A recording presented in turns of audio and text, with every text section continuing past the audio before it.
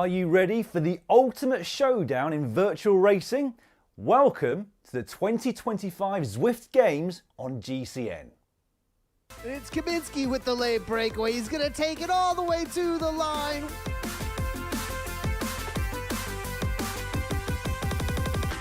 Google says enough is enough here. And Freyant is coming across. He's got 4 seconds on the pack. Like nailed Freyant. He's going to do it. Catherine Fuhrer at the front with the feather power-up. She takes her second victory in the Zwift Games.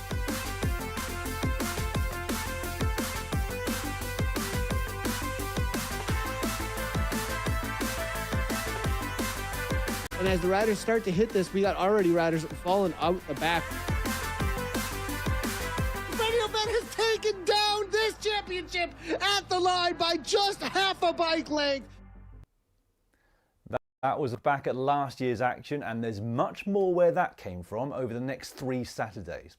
The Zwift Games 2025 is a 5-stage battle of speed, endurance and strategy spread across 3 action-packed weekends. The world's best indoor racers will be going full gas in a stage race like no other, pushing themselves to their limits in the digital battleground of Zwift. This year, the field in these races is the deepest and most competitive we've ever seen, bringing together the best in the world of esports racing alongside some of the biggest names in real-world sport. And with the level this high, every stage is guaranteed to be an all-out battle, or as Dave Towell might say, it's going to be a Donnybrook. Don't worry, that's the last time I'll attempt his accent. Zwift Games isn't just for the pros though, it's for you as well. Throughout March, riders from around the world will take on the very same stages as the elites in what is the biggest virtual stage race on the planet. Last year, over 80,000 riders lined up to test themselves against the course, the competition and their own limits. And this year, it's set to be even bigger.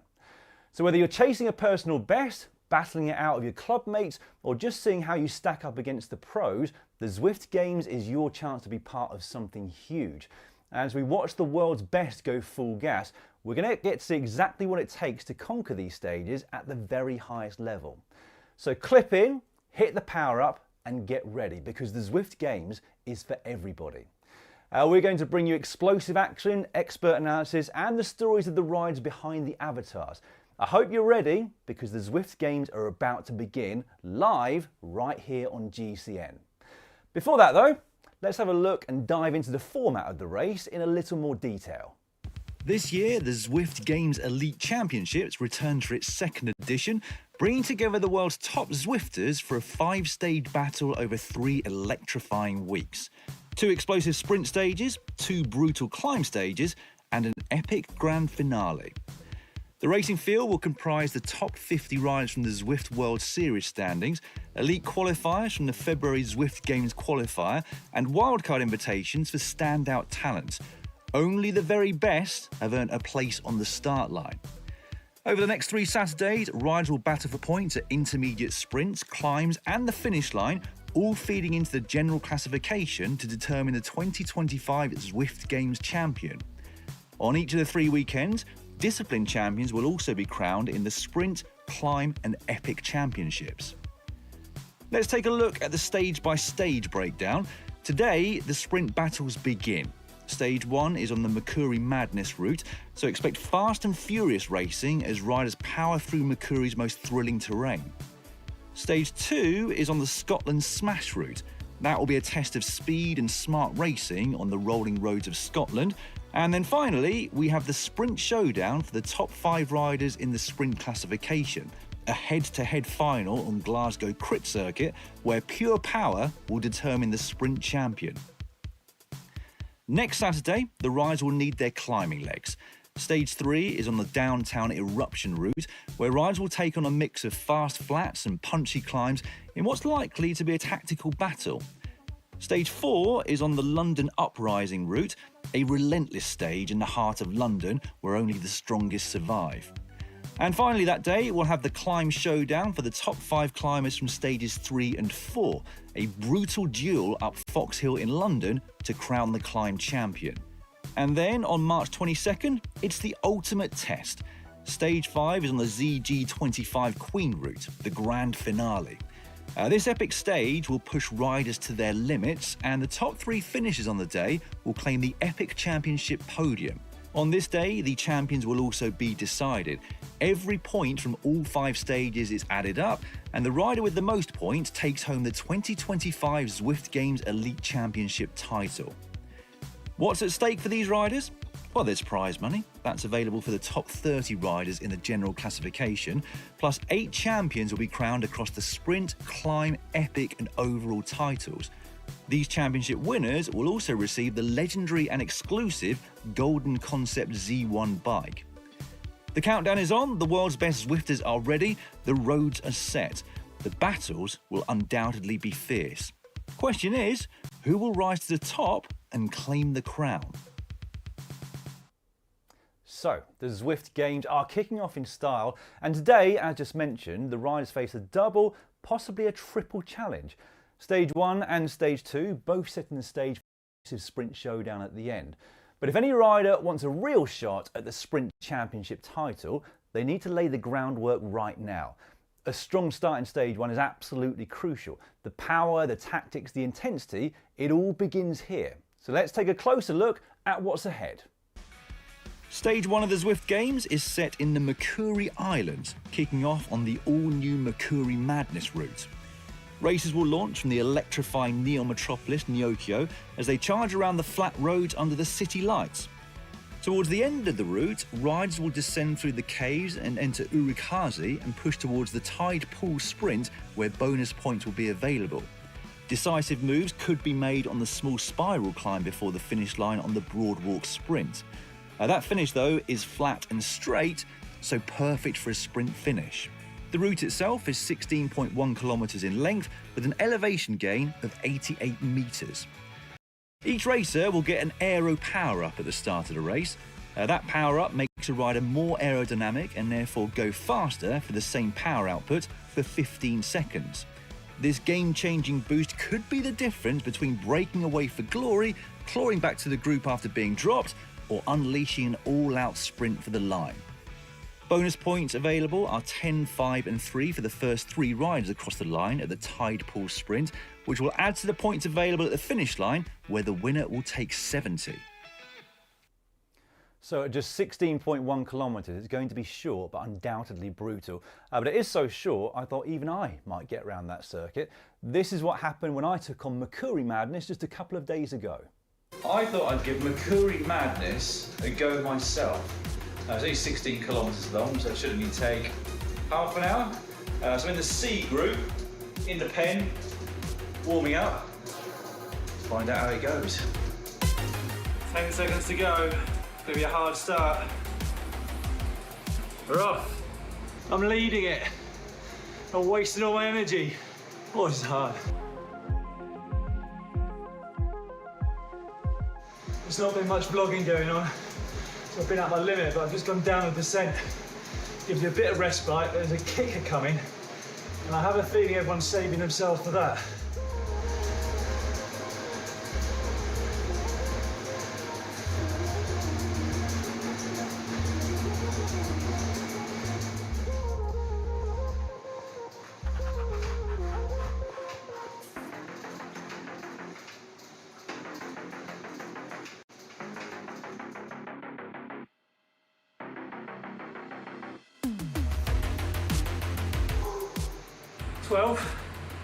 Happy with that. I mean, I could have done better, but I had a very hard ride yesterday. A couple of problems before the start, didn't really warm up very well.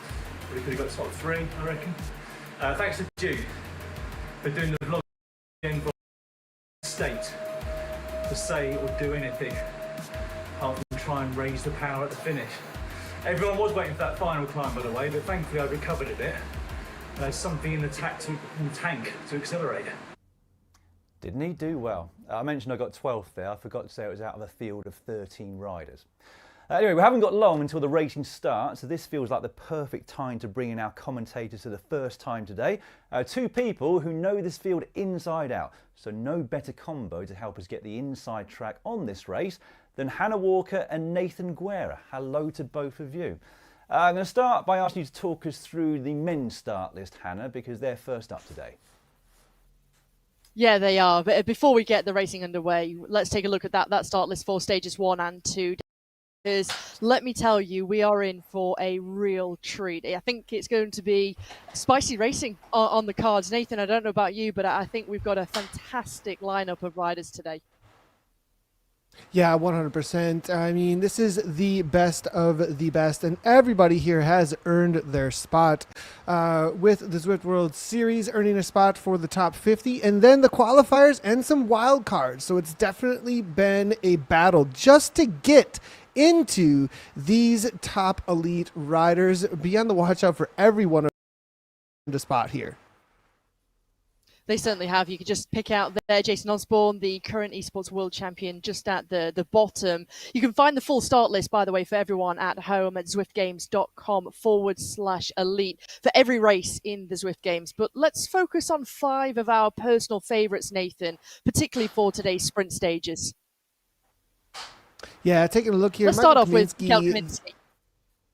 Yeah, Kaminsky here, he's definitely one that knows how to sneak away. He upset the apple cart for everybody last year with the Sprint Championship, and we'll see if he can pull something off similar. People are going to be watching him because of that move. Now, the big hitters when it comes to a pure sprint, look at that 16.1 and 19.2 at the top of those 15 seconds. Holden Camus, a big favorite if he can make it to the line, and it's not too difficult all the way through to drop him off. Vidar Mail, he can suffer through anything to bring that big kick. Now, the other two, though, Hayden Pucker and Johan Noren, being there not necessarily with the big kick for 15 seconds, but if you can ramp up for 1 minute, get a good lead out, find the right wheels, and come over the top for absolute suffering, those two might be able to make something happen with a breakaway or a late 1K or 500 meters to the line. A big question out here today is going to be about when to use those power-ups, though. We've got a very specific tactic out here for points, right? It's not just first across the line for the finish line. You've also got points for grabs early on for those first sprint points. Hannah, what do you think about that?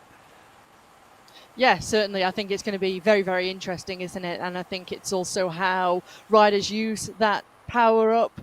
But of course, one rider to watch out for, as always, is Holden Como. And we were able to catch up with him before the first round of the Zwift Games got underway. Hi there, I'm Holden Como. I race for Ceres Esports from the United States. I am a sprinter and really looking forward to the Zwift Games this year.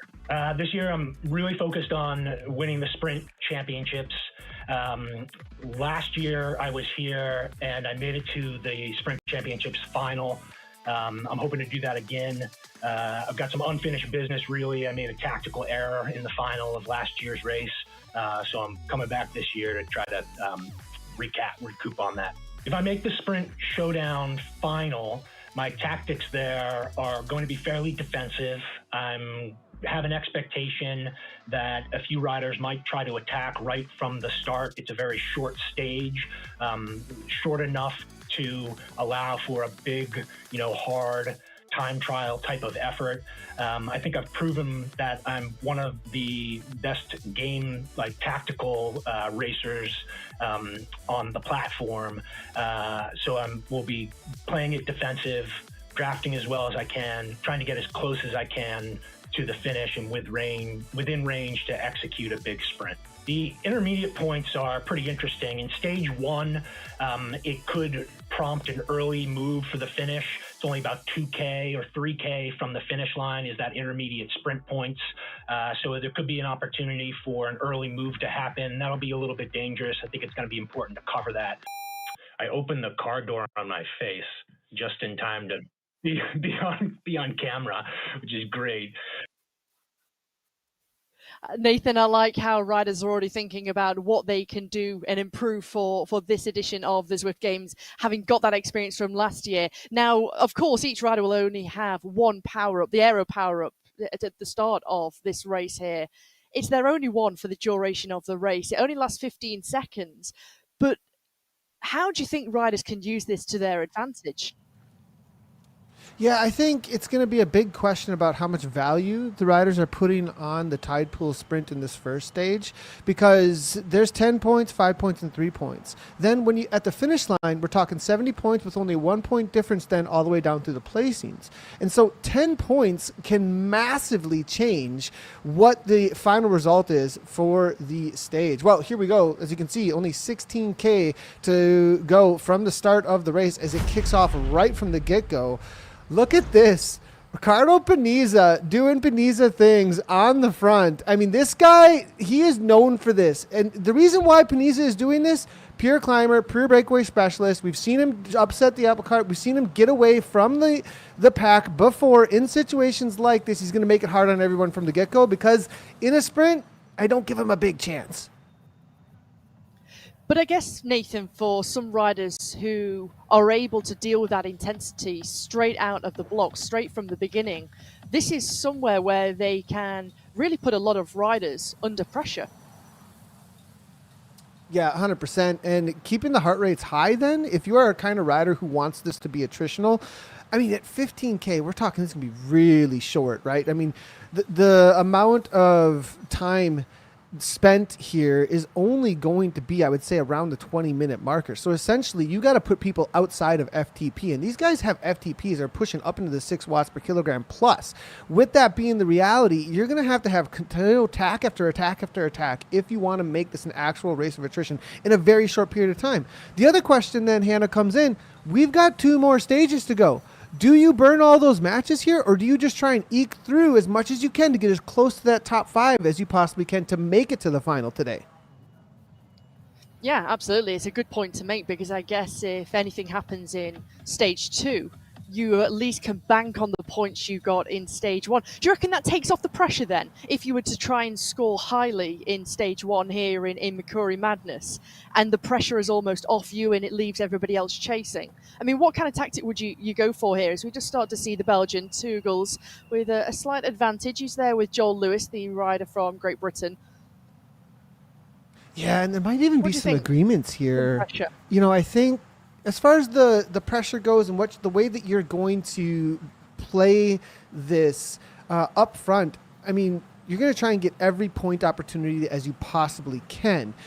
There's so much on the line for each one of those points opportunities. I don't think anybody is going to necessarily feel the pressure off, because it's only 2 stages. And if you add up both the tide pool sprint and the breakaway bray in stage number 2, that's 20 points for winning both of those. That is a massive jump in the top overall. You could take just top 10s and still be number 1 on the board, actually, at the end of the day, just from taking those 2 sprints and then top 10s in the final sprint. So the pressure is really on in some sense at each one of these sprint points, both the finish line and those intermediate sprint points. Now, this interesting move from Tugels, another breakaway specialist, a guy who likes to just make things very difficult. I wonder if we're going to keep seeing this over and over again, almost like a silent agreement between those who are breakaway specialists to say, hey, if we're going to be involved here, we need to continue to press. And they're obviously not messing around. It is all strung out at the front.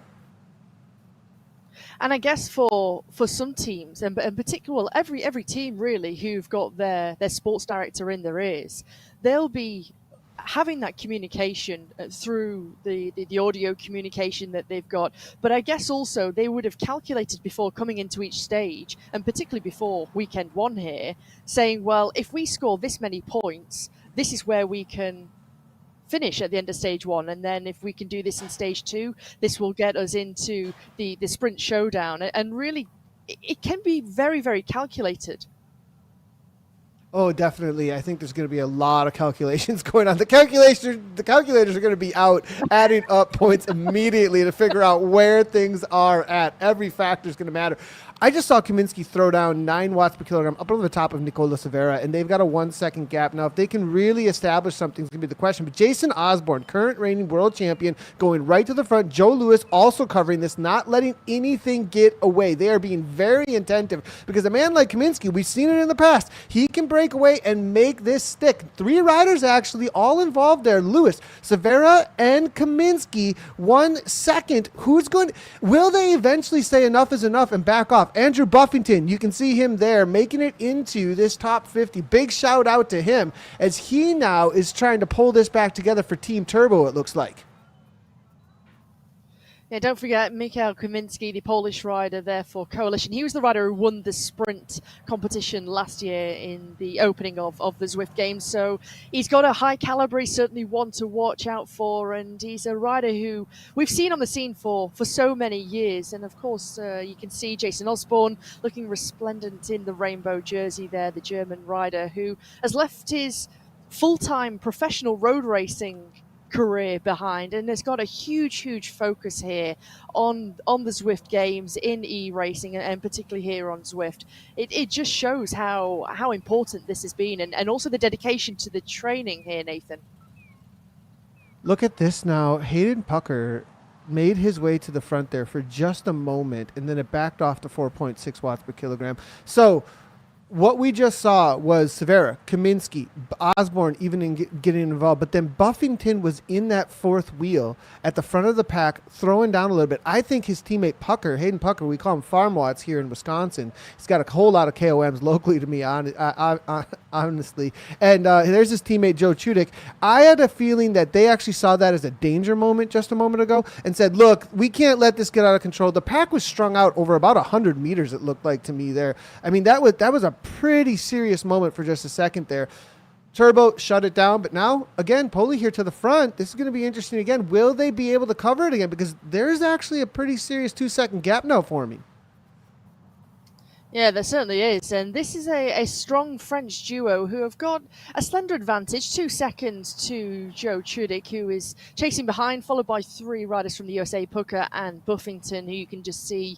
But Poli and Plantaru in the orange and black jersey, who you can see sitting on the wheel of Poli here, all starting to come back together. But you never know if a team, do you think teams will say, we're going to throw our eggs into the basket of trying to break away and that's how we're going to try and win this stage here? We're not going to wait until what it says on the tin. Let's leave it to a sprint. Let's try and go long. Yeah, it's a good question. I think if they're going to make something happen like that, there's 2 opportunities. Here in Neokyo, if you do get away in Neokyo and you get enough of a gap with a few riders through what we call the back cave, actually, but the caves down into Yurikazi, you may be able to make something happen if you get some distance before then. If you try and attack into the downhill, you're not going to really get away. There's just too much roll-through speed. Everybody can kind of jump over the top, and the pack gets a little bit of free speed through there. After the tide pool sprint, there may be a lull. There may be a moment where, or at least a lot of riders are going to have their heart rates absolutely through the roof and looking for air. And at that moment, as you head into the dirt in Yurikazi, into the corkscrew climb, that is going to be an absolute moment where you may be able to sneak away and hold all the way to the line if there's riders who are sitting up and waiting to try to catch their breath. Not even waiting. They won't be able to respond, perhaps, because of the level of that tide pool sprint. So there's a lot of tactics, actually, with the way this is set up. When you have a sprint that late for huge points in this race, that is going to make it very difficult to recover from and also sprint the second time. I guess it also makes it feel very nervous, and you can almost cut the tension with a knife here in the butt as we currently see it, because nobody wants to, I guess, get this wrong. And they also want to make sure that they've still got enough left in the tank to have that sprint at the tide pool sprint. But 2 kilometers later, that's where the finish comes. So tactically, it's a hard one to really get right, because if you make one effort at a tide pool sprint, how much have you got left for the finish, Nathan? Yeah, exactly. And that's where the recovery times, I saw a lot of the athletes actually training their 1 minute power, 2 minute powers. That has been a huge focus over the last couple of weeks. You know, I stalk a lot of them on Strava to see what they're doing, what's going on here with the up and coming races and how they're doing their training. And a lot of it has been focused on short, punchy recoveries to make sure that you can throw down that kind of an effort and be ready to go within another 30 seconds to a minute, or even cover a move immediately outside of a sprint. Positioning is going to be absolutely key as well. The dynamics now and how they've changed up in the last couple of years. The body collision and the ability to push past riders and whether or not you can just easily roll through them has changed a little bit. And so it does become much more of a lead out situation, and whether or not you're sitting 10th to first wheel is going to absolutely matter. And then being able to jump on those wheels after the sprint, it's going to be absolutely key depending on how the pack responds. You can just see the squad of Movistar moving up very well through the bunch there together, 4 blue jerseys, and then that's exactly the kind of teamwork that we're looking for here, Nathan, because you can see how they're keeping themselves close together. You can see Gjernes, the rider from Norway, there in that blue jersey, just sitting on the wheel of his teammate. We just see Ollie Jones there, and we were previously looking at Jason Osborne picture in picture. Great to see the world champion. He's made a few little moves up towards the front, a few little injections, and I think his presence maybe gets people a little bit nervous because he's a rider who can recover quickly, and you mentioned how important that recovery time is, but also he's a rider who's got exceptional high power for short bursts of time. We do see Thomas Perrin off the front. Now, what's interesting is every single rider we've seen off the front so far is a rider I would not be calling for the sprint out here today. Every single one of them are playing their cards that they do have. You have to play to your talent, and Thomas Perrin is a pure climber. This guy can do, I think he was doing like repeats and threshold the other day up Volcano, and I think it was 6.57 watts per kilometer. It was some sort of insanity repeats I was watching on his Twitch channel, and the guy is definitely a favorite for stages 3 and 4, but you can see off the front going, look, I don't know how involved I can be. Now, there is a reality, though, that if he sits in through the sprint and is sitting that 20th to 10th wheel and then sets himself up correctly to jump on a wheel through the dirt section,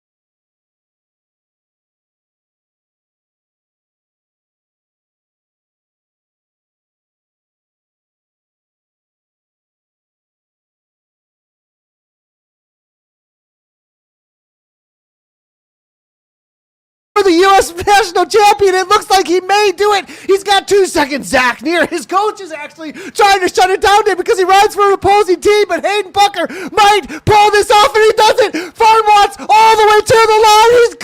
Turbo set that up perfectly. Takes down stage number 1. Wow. 3 seconds to the good ahead of Nair. Fred in third by the looks of things. Holden Como, he said 1, 2, 3, 4, 5 for US riders there. But when you take a look at the teams who were up towards the front, Nathan, that was exceptional. Seeing that lead out and being able to pull that off. Wow. They did it perfectly. But you saw, and the way that they did it there, Buffington being the lighter of the few. Let's take a look at these real quick. I'll read these through, and then let's chat to that tactic because that was perfect. Hayden Pucker, 3 seconds to the good. Zach Neer, followed up by Neil Freyette. Holden Camino, Bradford Jr. What's going on with the US of A here? 1, 2, 3, 4, 5. Wow. They're the esports specialists, it seems like. Ollie Jones for 6. James Barnes following it up. It's going to be Ruben Don, Lionel Viasin, and then Vidar Mail all finishing up with the pack. Well, Hannah, let's talk about that tactic, though. They didn't really go for the tide pool sprint. We saw them kind of make an attempt immediately after the tide pool sprint. Cool. But it seems like I think they were really trying to set up for that final sprint at the end rather than take the tide pool, and they put all their chips in that basket. They did. It was really interesting, and seeing how well they did that. Dan, what a finish! What a finale! I still can't believe the power numbers that I was looking at from Hayden Pucker there as he sprinted down the finish line. I have to apologise to the viewers that we lost sound initially, and then the racing actually froze as well. I think I tripped over a cable somewhere, but we managed to plug it all back in. So hopefully we'll be all right for the rest of the races that we've got this evening or this afternoon or this morning, wherever you are. You know Hayden Pucker quite well, I believe, Nathan. He must be a big lad when you look at the power he's producing and then the watts per kilo associated with that. I literally just had him here doing some tests actually a little while ago and riding with him. And yeah, I know Hayden pretty well. Well, I did battle him for KOMs until recently, and now that's not happening anymore. I don't think that's happening at all anymore. And I got a shout out. I actually got a little bit of a tip from Team Turbo. They let me know that there may be some tactics to play out. I thought it was going to be on Tide Pool and then following, but obviously what we saw with Buffington there being the lightest of the three, he's going to lead it out onto the early push, then Chudik into the downhill and then onto the flat with the aero power up. And actually, in the Zwift Games community racing, Zach Neer pulled exactly the same move, but solo, coming off the dirt onto the pavement. We actually called it this last Tuesday on Zwift Live. Well, they obviously watched that broadcast back because Chudik then let it out onto the pavement, held the speed from the dirt to pavement. Pucker holds on, rounds the corner, 300 to go or so, over the top, 3 seconds. Masterclass, absolute masterclass by Team Turbo. Yeah, 3 seconds is quite the gap on Zwift, especially in a race which took them a little under 20 minutes. I don't feel too bad about my race the other day now. It took me 23 minutes and 16 seconds, so I think I would have just about finished at this point. Hannah, before we came on air earlier, we were sort of chatting about how much things have changed on Zwift racing over the last few years. You were commentating all the way back in 2018. A few different design changes on the platform, but in terms of the level of the riders and the way that the racing's changed, how's that evolved over that time? I think massively. I think one big thing that we're starting to see from riders who are really specialising here in esports and e-racing, I think prior to that, of course, they would dip into different disciplines. They'd maybe be working a full-time job. And now more and more, we're seeing riders who are maybe working part-time because the amount of training that goes in to be able to race at this kind of level is phenomenal. And I think that is one huge change that we've seen. Even just looking at the power numbers, I mean, you mentioned it, Dan, that you couldn't believe the numbers you were seeing on the screen. But I think even from a year ago, the level has gone up so much, and seeing the power and the speeds. And also, don't forget, we're also on a new course here in Makuri Madness. So I think it's changed, but I think that's only to the good because everybody's wanting to be as professional as possible and to really get the best out of of themselves, but also within the team. And we're seeing the tactics. I mean, that tactic into the final, it was just absolutely spot on, perfect. Nathan, you've been racing on Zwift a lot yourself for probably about a decade at this point, maybe even longer. What are the significant changes that you've seen in the way that the platform works over the last year or two? Yeah, I mean, real quickly, totally true as far as what Hannah just said. To quote James Barnes, there's no more rocking up with a full-time job and expecting to win in the virtual world at this point in Zwift.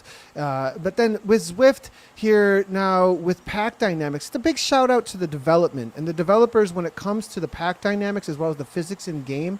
It's been iteration after iteration after a while, and it so happens that it seems like it's kind of difficult to figure out how to make a reality out of what it means to go uphill, what it means to go downhill, how does collision work, how does those things all factor into an algorithm at high speeds. That was a long iterations that we've gotten to now where it makes a lot more sense. And we just saw it play out, actually.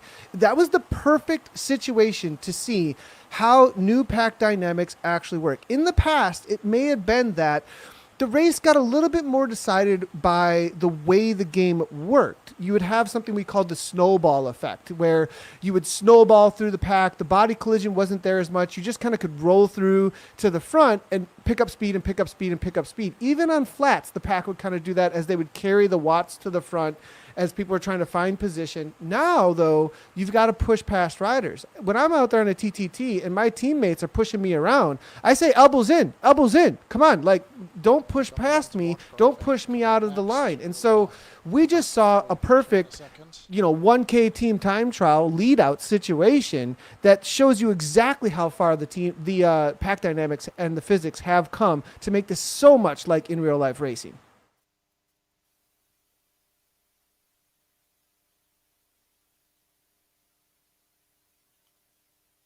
So I'm going to hand back to both of you guys to talk us through the key players of this first race. Absolutely. Yeah. Thanks a lot, Dan. Well, there's certainly another fantastic start list for both stages 1 and 2, because when you take a look down, Nathan, there's also a lot of riders. Whilst we've got some returning riders from last year's Zwift Games, there's a lot of riders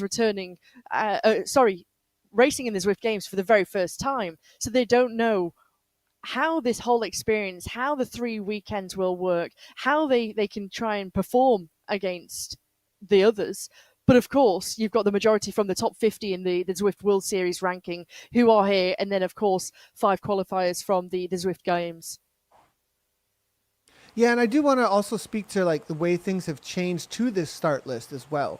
At this point now, we've had years to find the specialist in this genre. We've had years to get into that genetic lottery pool of the world as the discovery, just knowing that this is a thing in the world. And so now out into all the living rooms of those who are athletes are competing and want to jump into cycling. We now start to get this discovery that brings the entrance as well with Emma Belforth. We've also got Kate McCarthy, as well as Pia Kuma being one of the other wildcard entrants. Tilly Field, likewise. So it's stacked. And again, this is going to be a very tactical kind of race. Yeah, and you mentioned Mary-Kate McCarthy. I mean, the current world champion too. I mean, she is definitely one to watch out for. Now, as far as the pure kit goes, I have a feeling she's more of the what we just saw from Farm Watts here. Now, whether or not she's got the lead out train to make that happen for her is going to be a big question mark. Catherine Furr, as well as Mika Soderstrom, two that you can't go past, that's for sure, as far as the sprint goes. But you mentioned Pia Kumar. I've seen her out training a lot, actually, recently in real life, out on some training camps. I think getting ready for this specifically, as well as her in real life campaign over the summer. So Pia Kumar, she can be kind of a dark horse when it comes to a sprint, but that's definitely her forte. So watch out for Kumar. Just taking a look down at the start list here, Nathan, we've got names like Lou Bates is here, Charlotte Coldclough, Vicky Whitelaw. We've also got Cecilia Hansen, Gabriela Guerra. We've got all the top names, but also for Lou Bates, for example, fantastic climber, brilliant on short, punchy climbs, but also she can sprint. And these are the kind of riders that you need to be wary of.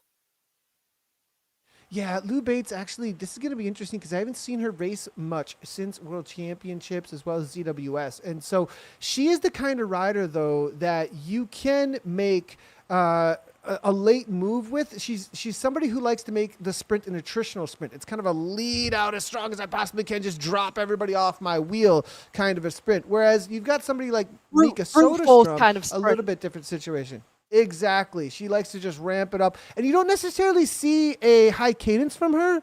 It's kind of like a low cadence grind, get as much power out of that trader as she can.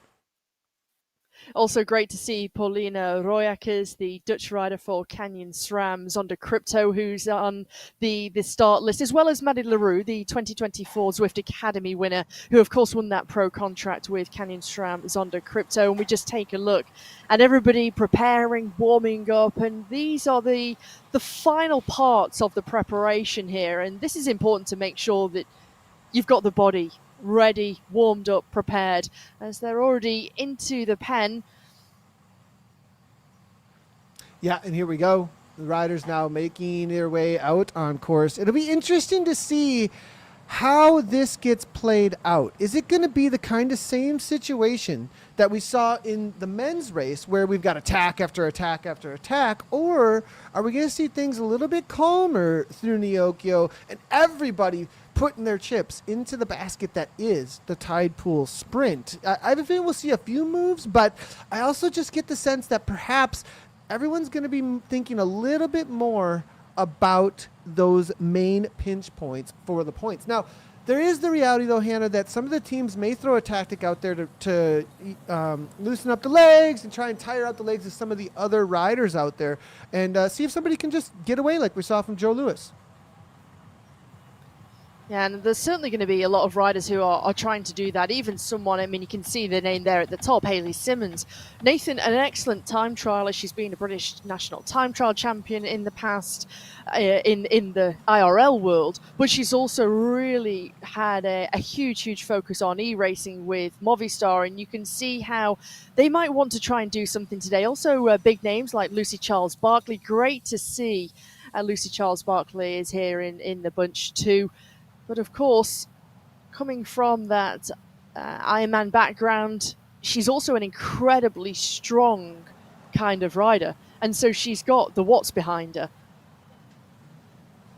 Yeah, you know, and like we saw just in this past stage from the men, there is the reality that anything can happen. You know, I really thought that this was going to be one for the pure sprinters up front looking at it. But as you can see in the virtual world, people can play out very different tactics, and there is a lot that's up for grabs at any moment. Joe Lewis completely, upsetting things. Then what we just saw from Hayden Pucker is not a pure sprinter. So this kind of, maybe this opens up a little bit of hope too, right? If you just saw that happen, that might open up where, like, wait, risk reward, it might be there to make something happen out here we just saw.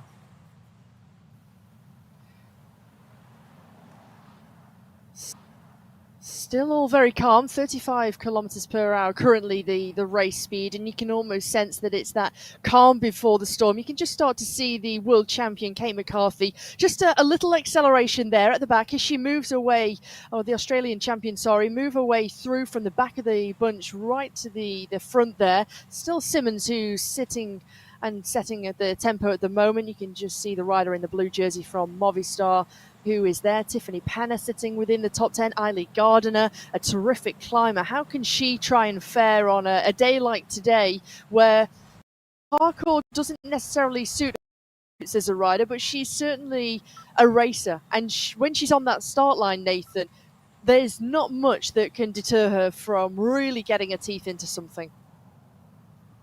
You know, it's a good mention of Eileen Gardner, actually, because we just saw Thomas Perrin take down a group sprint for second place there we saw. But, you know, I had counted her out when it came to this specific stage, but I think perhaps there's a lot more on the line here for a rider like Eileen Gardner, because Eileen Gardner is going to be eyeing up the climb stage, the epic, as a favorite for the win. And if she can get something solid out of these stages, she's in it for Zwift Games overall for sure. And from what we just saw, riders who maybe aren't the best sprinters purely, they can set themselves up well tactically to make something happen here. So watch out for Eiley for a big result so that she can set herself up for a championship perhaps in Zwift Games overall.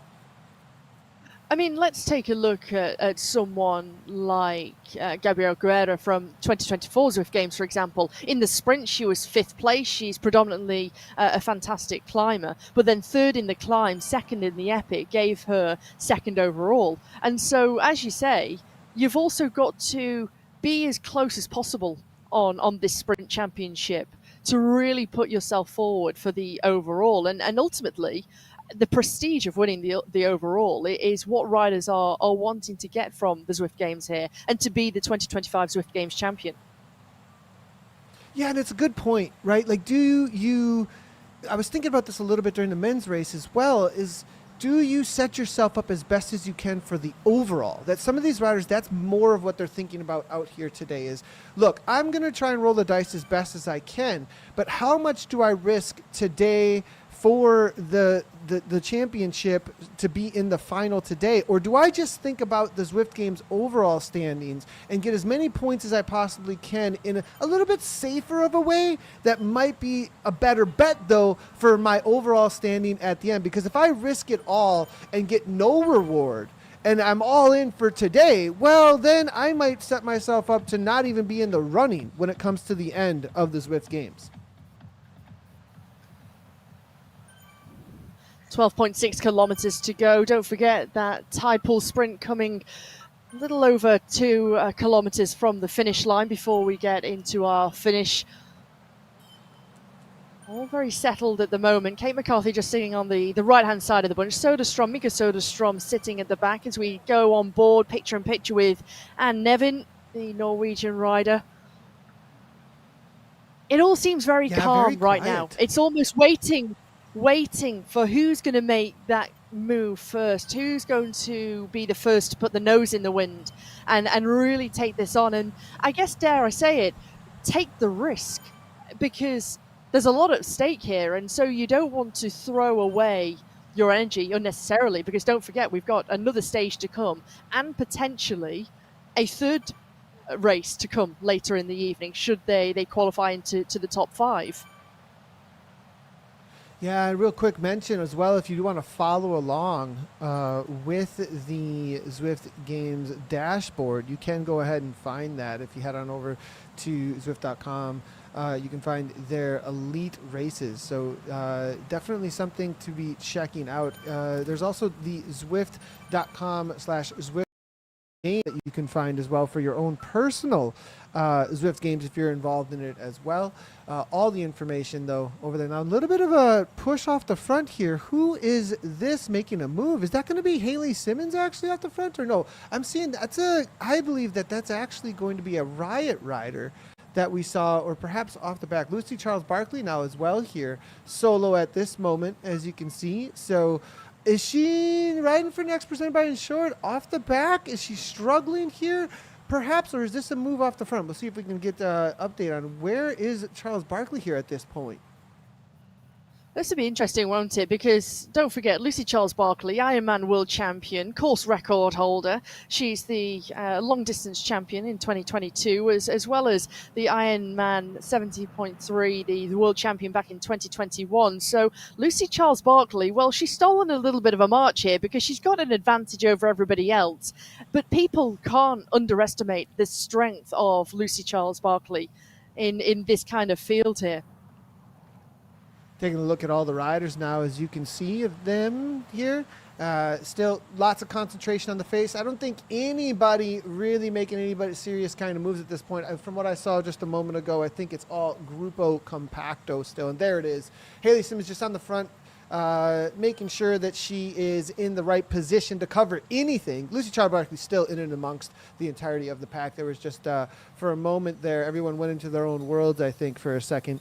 On our end, not on their end. As, aren't we all?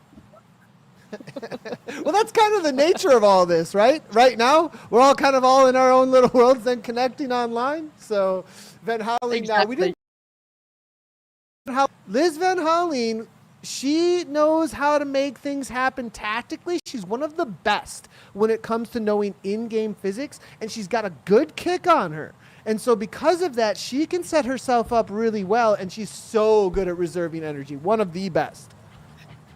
She is, and I think if you can really ride efficiently, and we've seen this year after year with Liz Van Houweling, the rider for Next Day Sports powered by Insured, the way that she races, the way that she's able to time her moves.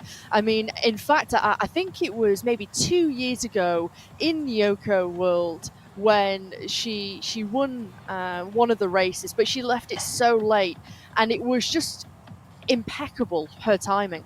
The way how she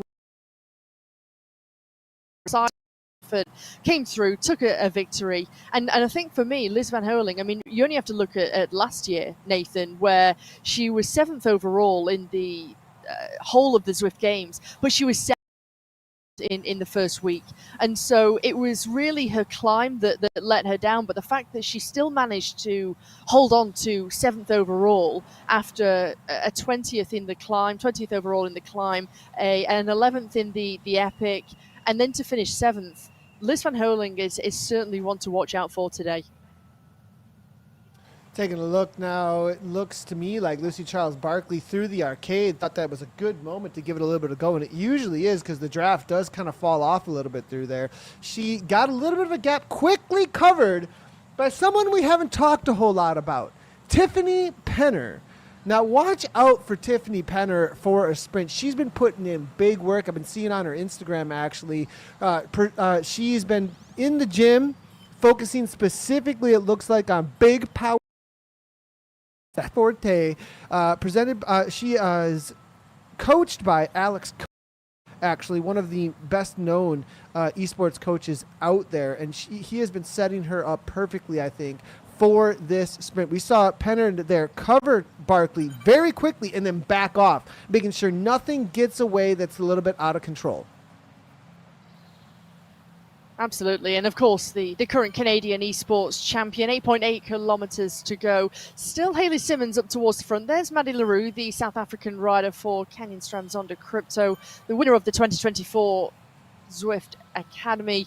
And Zutham just gets herself back into, just getting herself and almost slingshotting herself through the pack there, Nathan. If that's one way to get yourself back if you are distanced and dropped, slingshot yourself, get to the front. Yeah, and now you can see all Grupo Compacto at the front, not strung out at all. A very different situation than what we saw in the men's race. Just little presses that are definitely far from the ladies. Otherwise, it's all spread out across the front here as everyone just watching and waiting for the cave downhill. We'll be hitting that pretty soon here. It's going to be, I think, about 5-ish K to go to that sprint point. So, but the downhill is definitely a long one that will be interesting. We're taking a look here. Gabriela Guerra, she's both, we're seeing her virtually, and she's pretty close to me as I look to my right as well. And things are definitely fairly calm and very concentrated here. And I guess that's how you've got to be, particularly when you're racing. As you can see, picture in picture there, Gabriela Guerra, so calm, keeping that composure, because ultimately, Nathan, when you're in this situation, and particularly when you're in a short, intense kind of race, you need to save energy. You need to make precise moves, whether that be attacks or precise inputs of power and to not almost waste the energy, because you know how important it is to save something for the tide pool sprint. You know how important it is to save something for the finish. And so keeping that composure is almost an art in itself. Simmons just continues to be at the front. Interesting to see. Celine Colombe, another one to be watching out for, made it through the qualifiers. He's been very strong as of recently. Be on the watch out for her. Also someone who's starting to make this a full-time thing. Now, Lucy Charles Barkley to the front, it looks like. They're going to really start thinking about as they cross this bridge, there's going to be a left-hand turn down into the back cave that I like to call it. And the riders are going to start thinking about their positioning on the downhill and where they should be. Interesting enough, what we saw on that tide pool sprint from the men's sprint, it was really about positioning into that final kick way more. And then the final little 15 watts per kilogram we saw, little in quotes, from the likes of Thomas Perrin played out for him just because of where he had positioned himself perfectly. If you're sprinting at the last moment from 10th wheel or behind, it may be all over at that point already. You can just see the world champion looking resplendent in the rainbow jerseys. Kate McCarthy there, 136 beats per minute. The heart rate currently just a little over 130 watts as we currently saw, or 222 watts as we currently see. But another rider who is looking calm, looking very, very composed, but you can really start to hear and feel that things are starting to hot up here. Things are starting to get a little bit spicy as Brittany Lytton, the rider from New Zealand, drops the aero power up and she says, you know what? I've had enough here. I want to try and shake things up and I want to try and steal a march. I want to try and get those points. And right now, already 2.3 seconds is the advantage to Columbia. Maya is in third. But it's starting to stretch things out here, Lytton. Yeah, and this is danger now at this point. We saw it from Joe Lewis. People are going to want those 10 points. Lytton here pulling off maybe something similar to what we saw from Joe Lewis, because everyone might sit up a little bit and not be all that interested in making this chase because they don't want to waste their effort before the sprint and settle for the 5 or the 3 or think about the final. Now look at this. So perfect. Gets herself up at 57 kilometers per hour into an aero tug. Doesn't have to work at all at this moment while they're working on the front of the main pack. Very smart, but they're rolling it right back to her. Look at the speed of that pack as they pull it back together. Alexi Snover, another really good sprinter. Watch out for her. Lise Gallegos now to the front, it looks like, as well, but it looks like it's all back together here at this point. Lytton tried to make it happen, but it does not look like it's going to be a success. All back together, 5.2 to the line for the finish line, but a little less than that for that first tide pool sprint. Big points in just a moment here, Hannah. It might not have worked out for Lytton there, Nathan, but you never know how that little injection of pace, that move off the front has really shaken this bunch up, shaking the peloton up. Everybody's awake now, knowing that riders and teams are willing to make a move at this point in stage 1 here in Mercury Madness. As you say, a little over 2 kilometers to go until we'll get to that sprint. Fury's there, the, of course, reigning champion of the Zwift Games and the winner of the sprint last year, 12 months ago. And there we see 1.5 kilometers until that bonus sprint. Don't forget, 10, 5 and 3 points are available at that tide pool sprint, and as we might know, it could make all of the difference as everybody starts to get themselves set up ready as they go through this little canyon. They're going to come out the other side. Haley Simmons is still there, and here goes Lou Bates. Lou Bates starts to make an acceleration now, 12 watts per kilogram, and it's Bates who's trying to go for these points here. 1 kilometer to go. Very early for Bates to make this move. Sarah Roach chasing it down at 10 watts per kilogram. It looks like Mira Hokoff also there. It looks like first, sitting fourth wheel. Gabriella Norden there right with her as well. A little bit of a gap for Lou Bates. We talked about this. Will she be able to make this work for her? And as Svartstrom now at the front, 6.6 watts per kilogram. Is there a lead-out train to bring this back? It looks like it is going to be coming back. This is going to be a big suffer point for Bates. I think she may not be able to pull this out. Now, it is downhill from here. They're sitting up behind. This may work out. Mika Soderstrom at the front. Lise Gallegos with the lead out. It looks like Lise Gallegos is now to the front here. 5, 6, 7 watts per kilogram here from Lise Gallegos. She's got to pull her team all the way to the line if she's going to make it happen, but she sits up. Kate McCarthy goes, the world champion now on it. Looks like McCarthy's now making it a big dig to the line. 10 watts per kilogram from her. I think Kate McCarthy's going to be able to pull this off for second, but Lou Bates here for the win across the line. Fur now kicking as well, but was McCarthy catch her? McCarthy does it. Kate McCarthy takes down 10 points at the line. Wow. Timed that to perfection. World champion in the rainbow stripes. Looking resplendent. 10 points into the pocket of McCarthy. Lou Bates, well, she hangs on for 5 points with Katrin Fuhrer, the Swiss rider, the defending champion here in the Zwift Games, picking up the 3 points. And look how much and how hard that effort was to try and close things down, Nathan, to Lou Bates, but right again over the top with an aero power up. Here goes Eiley Gardiner. I think Eiley's gone. It looks like Eiley may be able to pull this off if nobody chases her down. Kate McCarthy now kicking at 8 watts per kilogram. Are they going to actually chase her? It's a lot of risk. Mad LaRue now kicking with her aero power up. That's a very early move from Mad LaRue. 1 second up the road, it looks like here. Now 2 seconds. Eiley Gardner, 7.5 watts per kilogram. She can hold this for quite a long time. She may be able to get the distance that's needed, but they're going to shut down a lot of this on the climb for the corkscrew in just a moment here. But as you can see, the reality of the attrition out here is insane. It certainly is, Nathan. And I mean, you only have to look at those numbers. For Eiley Gardner right now, 6.3 watts per kilogram. And you can see that she's holding that 3-second advantage over Holdcroft, Kuma, Closer, Ekstrom. Also, Soderstrom is still there, as is Gallegos. Nevin is sitting in the top 12, as is Fura.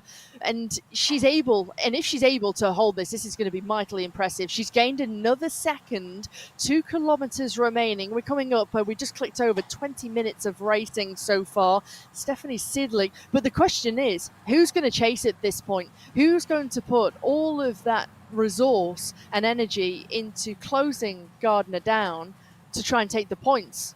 Do you think everybody's just going to wait now That's a big question. and almost go for points?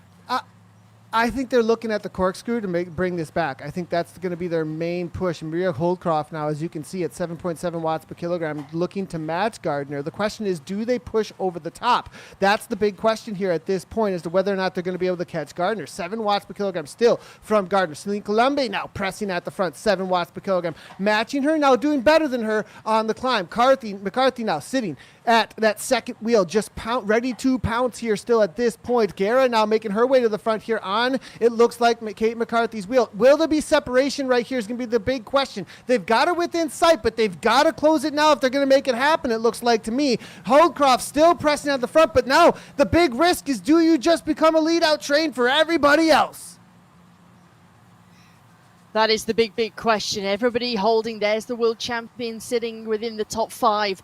Number 1 on the back, that's Katrin Fura. Number 2, who you can see there, just moving on the outside, starting to move forward. You've got Beast Mode Power by Rose starting to move forward. Here goes Gallegos. Engstrom is right on the wheel, as is Charlotte Colclough. We're inside the final 1 kilometer.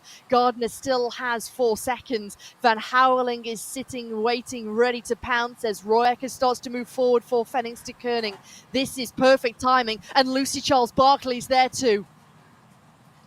Very early go here now, it looks like, as it's going to be Haley Simmons to the front, Sophia Giovanni as well. Simmons now looking to chase things down. Gardner still within striking distance. It looks like that's going to be able to happen now as the kick now starts to open up. It looks like here, all in. Lisa Hermanson now 6.8 watts per kilogram, but no orange numbers just as of yet. They're timing it perfectly. Here comes the aero power from Celine Colombe. Colombe now to the front. Maria Holdcroft as well. Now it's going to be the big kick to the line, 200 meters. Catherine Furs right there. Here comes Kate McCarthy. 9.8 watts per kilogram. McCarthy now to the line. Celine Colombe leading things out. Hermanson there as well. Who's going to take this down? It's a big train, but it's going to be McCarthy. McCarthy with the aero power up all the way to the line. Soderstrom burst. McCarthy right to the line. Who takes it down? Kate McCarthy again, showing that she is world champion-like material. Wow. Winning the sprint at Tide Pool Sprint, and then winning the finish to win stage 1. Absolutely incredible. She's not world champion for nothing. That was absolutely incredible for Kate McCarthy. Kate McCarthy here. Nathan, that was impressive. Throwing down. Yeah, absolutely impressive. World champion, showing why she is incredibly strong out here today. Throwing down, taking both the sprint at Tide Pool and the overall here at the line. It looks like McCarthy now just by 0.29 of a second. Mika Soderstrom, big sprinter here now for second. Alexi Snover followed by Maria Holdcroft. Catherine Furr in for that 5th place. Marlene Vjarhid in 6th. Kristen Kolchinsky with a solid kick. That's amazing to see from Kolchinsky. 8th goes to Guerra. It looks like Cecilia Hansen in 9th. And then Kimberly Hoekstra in for 10th.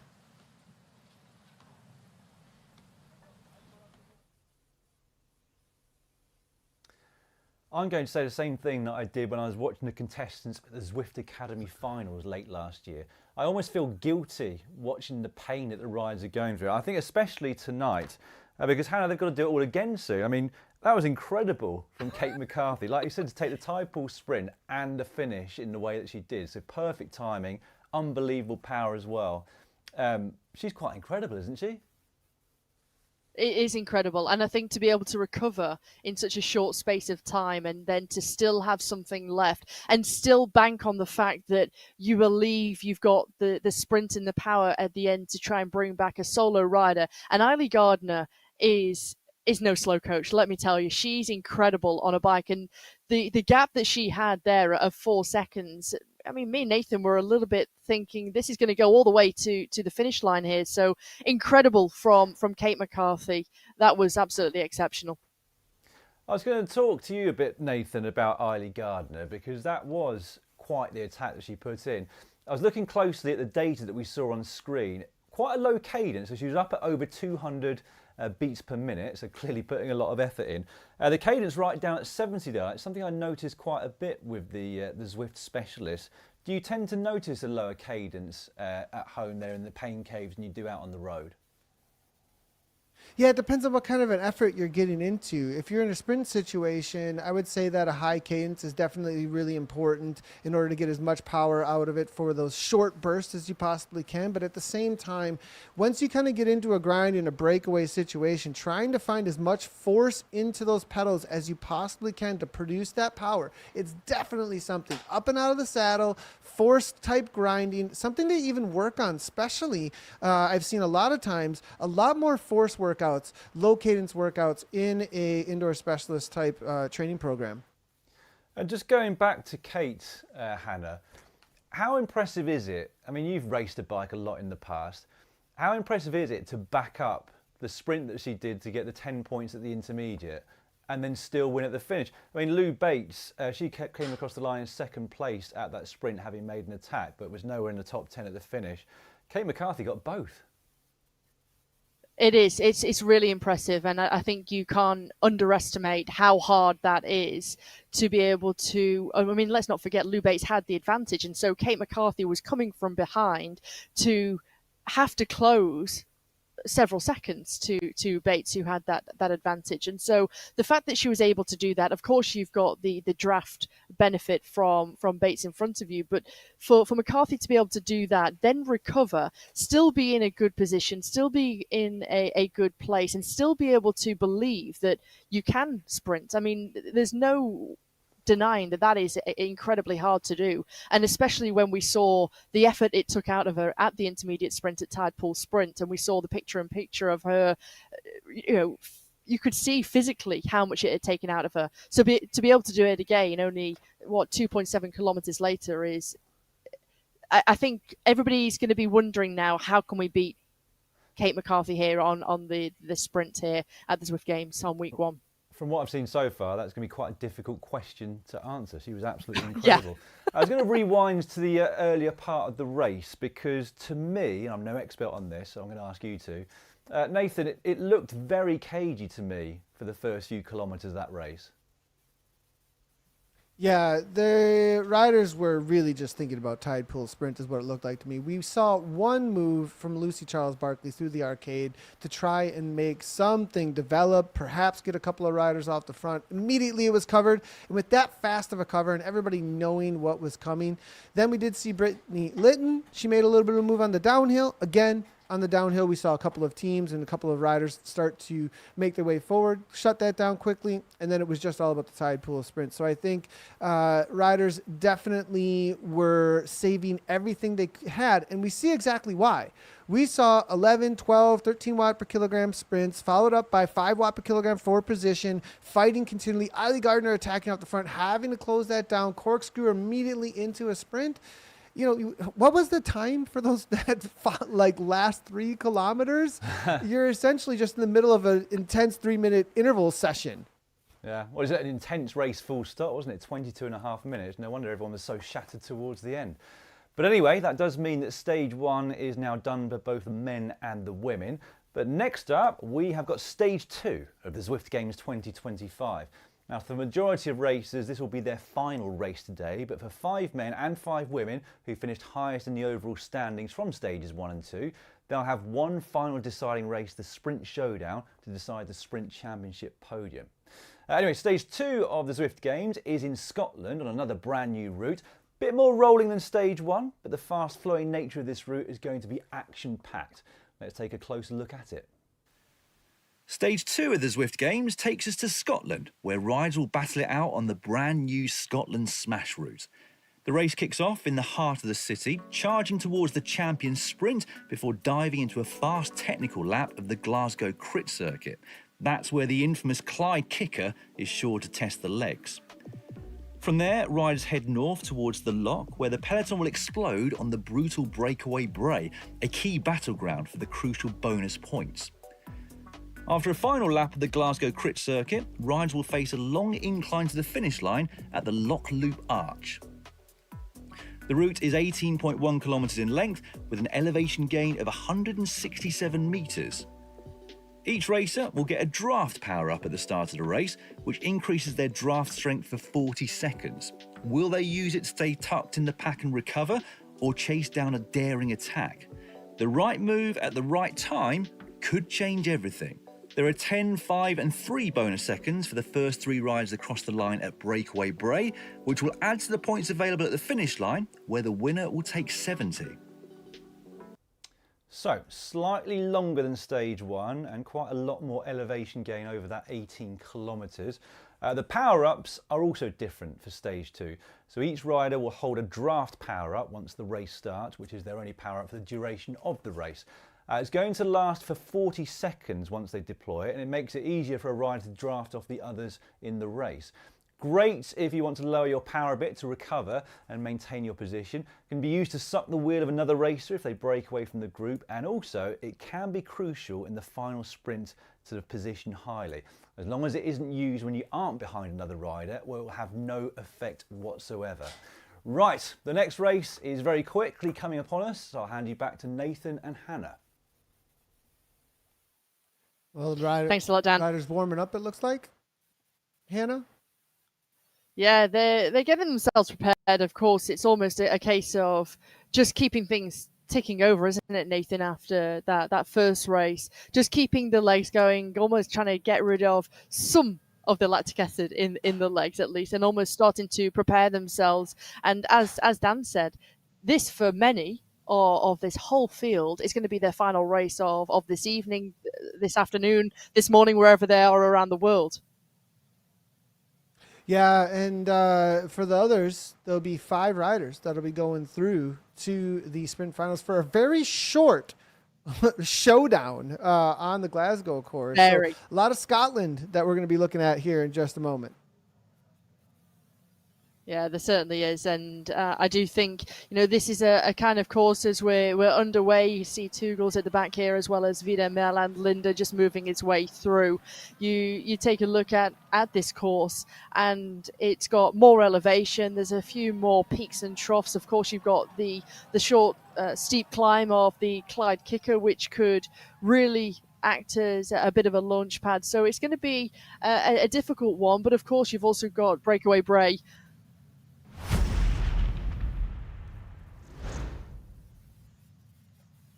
Well, riders here now making their way down the Champions Sprint, not for the sprint, but just making their way out on the course. And that is, they get a little bit of a preview of that Champions Sprint that will feature in the Showdown final.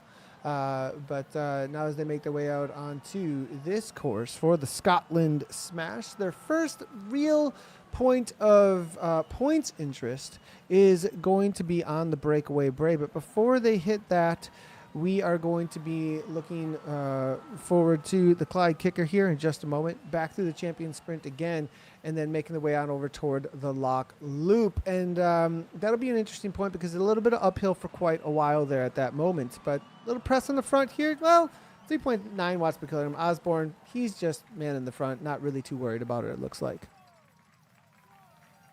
And I think for Osborne, he knows how to deal with these kind of short, intense races, to be honest, Nathan. And one rider we haven't seen too much of so far is Freddie Ovett, of course, the 2024 champion here in the Zwift Games. You can just see him picture in picture. He's another rider who has got, and you can see him sitting in the middle of the pack as well with his avatar number 1 on his back. He's another rider who has got exceptional tactical nous, but he's also got the physical capabilities to go with that. Yeah, he does. And now over here, the champion from last year, be interesting to see where he sits in the overall here at this point, as he's on that golden Tron, as you can see.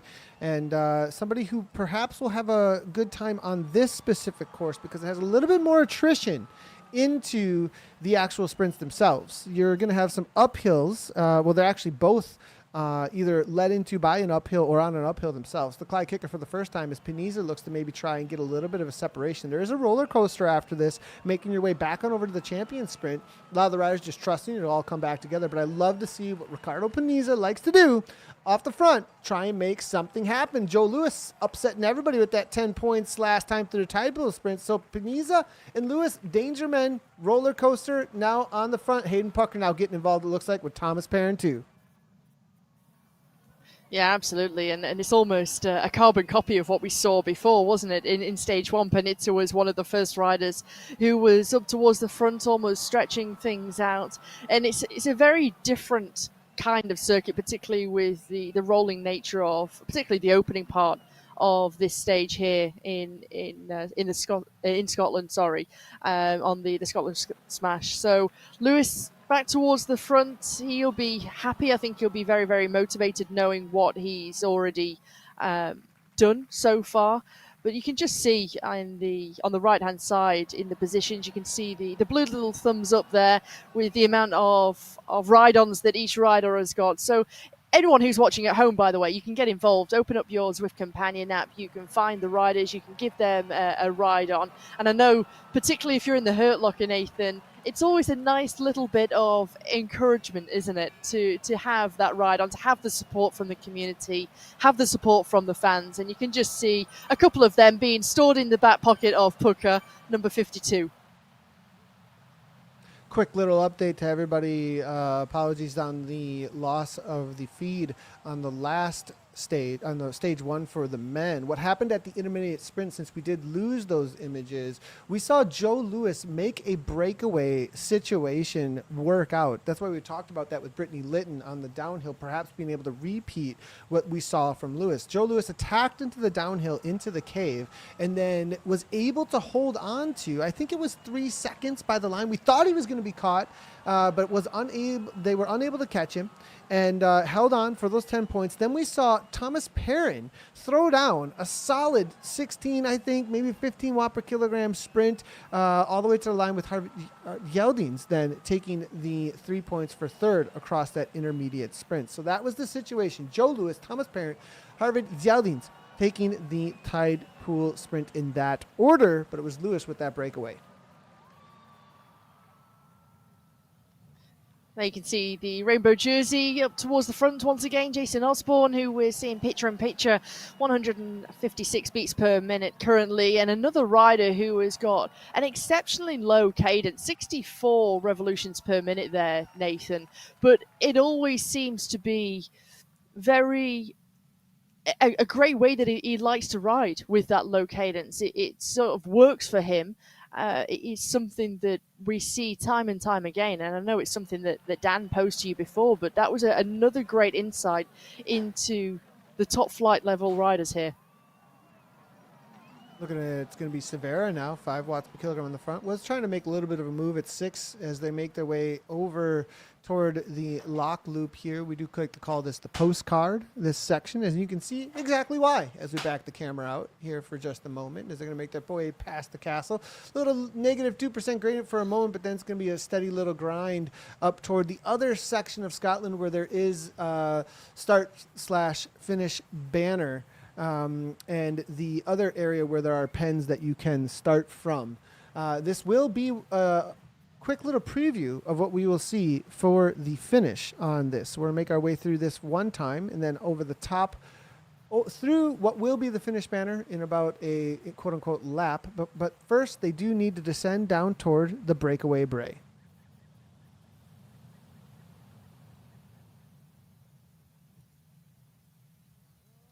Olivia 6 minutes Simone's of racing now. past 13.2 kilometers to go there, Nathan. Yeah, as you say, sorry, just to cut across you, Olivia Simmons, the Belgian rider we're just taking a look at now, as we just passed the castle on the right-hand side. Schudig still up towards the front. Do you think they can do anything similar to how they played things before, Nathan, with that tactic of almost having a lead out and really almost working everybody over? Because I think they took everybody by a little bit of surprise the way that they did that tactic in stage one. It'll have to be a surprise is what it'll have to be, I think. You can also, though, definitely make a move that leads it out just right in front of everybody. And if your team is strong enough to create that lead out situation, third and fourth wheel get the most draft. And if you end up with, the first person, second person, third person in a line like that, coming around somebody can be extremely difficult if they're just full bore. And so one thing you can do to disrupt that is come around Pucker as third wheel. Push him out the line and hold on, right? Then Pucker's on your wheel, though, so it's risky, but at least you're involved, rather than be in a situation where there's three off the front or they got a little bit of a gap. So I think you're going to see riders a little bit more involved at the front for positioning and not letting things go quite as easily. I think also it's been a while since these riders have raced at this level amongst each other. Zwift World Series was the last time that they've really seen each other at an elite race like this. And I have a feeling that there's going to be some, learnings all over again. Like, oh yeah, you can't necessarily let something go like that, or I can't be sat back 10th, 20th wheel. I have to actually fight for position. Now we do see Alessandro Poli, though, making a little bit of a move. Love to see it. You say about pushing people out of the line and really fighting for your position. Now, for anybody who's maybe watching for the first time, Nathan, and they're maybe used to watching IRL racing, and of course, people are always jostling, fighting for position and wanting to hold the wheel of the teammates. How does that work here in Zwift racing? How does that work in a virtual sense? Yeah, so essentially you take up space, right, with your avatar. And so with that space that you're taking up, the avatar looks for the best draft that it can find that's in front of it. And then you, as you push your way next to another rider, if you're both doing about the same speed and the same watts per kilogram, then you're going to hold there steady next to each other and stay in the draft. But if you do a little bit more, you'll press the rider away from the wheel that's in front of you. And you'll be able to then grab onto the wheel that's right in front of you and push that rider aside, essentially, depending on what the speed differentiation is and the power differentiations are. So because of that collision, what we call body collision, you're able to actually use the power in your pedals in real time that kind of act like you would think in a video game controller. That's the way I think about it, or at least the way that I experience it, is when I am in game. I think of my power to my pedals at every moment as an ability to push up on a rider or push them out of a draft or get ahead of them into a draft, essentially. It becomes very obvious when you're on the pedals, actually, as we see Timothy Rugg now pressing on. Here's another little kick now. Leonard Tugel's now coming to the front. Timothy Rugg, though, trying to hold on, but there's Joe Lewis again as they make way over this punch. It's going to be up and over this punch. 800 meters only. There's going to be a left-hand turn through the lock loop here in just a moment, and then there's a little cutoff to a left-hand turn, and then right onto the breakaway Bray. And this is the first kick before we're really full gas to the line for those first points. We go underneath the arch, and it's Hayden Pucker who's leading things currently. This is the USA esports champion. He's just alongside Jason Osborne, the world champion. Lionel Yasin, the Croatian, is there for his squad as things are really starting to get intense. 470 meters to go until we'll get to that breakaway Bray. Don't forget, 10, 5, and 3 points available as we start to descend now. It's minus 9%. Look at the speed, 55, 57 kilometers per hour, and things are starting to move forward as Vidal Mel is moving towards the front. Here, Brian Duffy Jr., as now Pucker still there, as is Kiel Power. Yeah, and this is going to be the crucial moments where you're positioned here right at this moment. Not too much on the front. Jones finding himself maybe not exactly where he wants to be as he's going to be floating backwards in just a moment. He's going to have to put in some extra effort. And those getting the free watts, that's going to be right around where Jason Osborne is actually at that 9th spot or so. Ollie Jones, though, is this going to be Jones off the front here? 4.8 watts. No, it's Timothy Rugg. Excuse me. Rugg now making a early move now up into 6.4 watts per kilogram. Are they going to just let this go is going to be the big question mark. Well, Timothy Rugg, don't forget, he's a newcomer to the Zwift Games. He wasn't competing in the 2024 edition. And Timothy Rugg in stage 2, well, he's going to try and take those points. He comes through. He's still got the little bit of an advantage, just over a second, 2 seconds now to Kiel Power. 8.9 kilometers to go. Now starting to move forward. There's now, the big Canadian kick. This is the move here now from Thrall with the roll-through speed. The roll-through speed under the downhill. He may be able to hold on to this all the way to the end, but here comes Jasper Paradines. Paradines now with the big kick. Thrall's trying to hold on to it. 12 watts per kilogram, but we were saying Paradines, he's got the kick right now. He's the man to beat, but it's right to the line with amazing speed. Paradines takes it down. Kaminsky there, it looked like for second. There's 5 riders sitting there right there. I don't know who all got what points. It was so close. Yeah, very, very close. There we see confirmation on the screen of the bonus points. Paradines taking the 10, Kaminsky with the 5, Thomas Thrall picking up the 3 points. But that was intense to try and take those points there, Nathan, and a great effort from Rugg to try and almost take it by surprise. But now we're starting to see a move, well, with that intensity straight across the intermediate sprinter, the bonus pointer breakaway Bray. Can a breakaway actually form here? Because if riders, Nathan, are really feeling the intensity and they've gone deep and they're almost into the red zone, surely for riders who have got something, maybe this is a good opportunity to say, do you know what? Let's try and split things up here. It's in our tactic. It's in our favor. Yeah, and I thought perhaps Pucker was going to come up over the top of that. The kind of speed that he rolled through with there, I thought maybe it was a moment. Now, Freddie Ovid here looking to take advantage perhaps of some riders being in the hurt locker. 6.5 watts per kilogram is nothing to wink at. Ollie Jones jumps right on it. Looks like Hayden Pucker sitting in that third wheel. He's going to jump on this as well at 5.4. I think this is going to most likely stick together. Now, there is a steady climb here through this little forest section that they're going to make their way back on over toward the Lock Loop postcard, the start of the final sprint. But 7.2 kilometers, still a little ways to go, but this is a steady little climb that they're going to see here in just a second as Osborne now shuts it down, and he's on the front at 3.3, so nobody going anywhere. Few riders just suffering off the back. Holden Komu, who you can see just closing the gap here in that white and pink jersey on the fluorescent neon pink bike, moving back forward. Joel Lewis, who's sitting a little bit towards the back at the moment. Richard Barry there, he's the Irish esports champion. He also dabbles in some World Cup cyclocross races, of course racing and competing in his home round back in November. So he's accustomed to this kind of intense type of racing. Richard Barry, the Irishman. Mikael Kaminsky's there, the Polish rider. A little bit of a stretch out currently. Also again from Panizza. This is the rider that you were expecting and maybe hoping to see when we were speaking before we came to air earlier on, Nathan. You said, watch out for Panizza. He's maybe got something under his sleeve. Also Panteru, who is there, the Frenchman. Yeah, and these are the riders that want to try and form a breakaway. Panizza, Planthrough. Watch out for Leonard Tugels as well for that kind of a situation. Jason Osborne, a breakaway specialist as well. Kind of can do it all.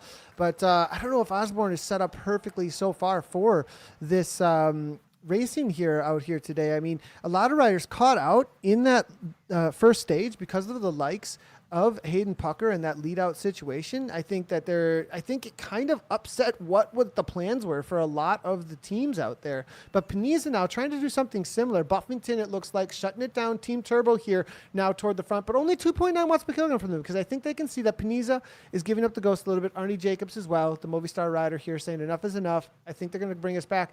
It does still have 2 seconds, but with the speed of the pack behind, you can kind of see the roll through. That's going to come back really quickly. Chudik now to the front. We're starting to see the Americans' names again. Turbo starting to get organized for the final case.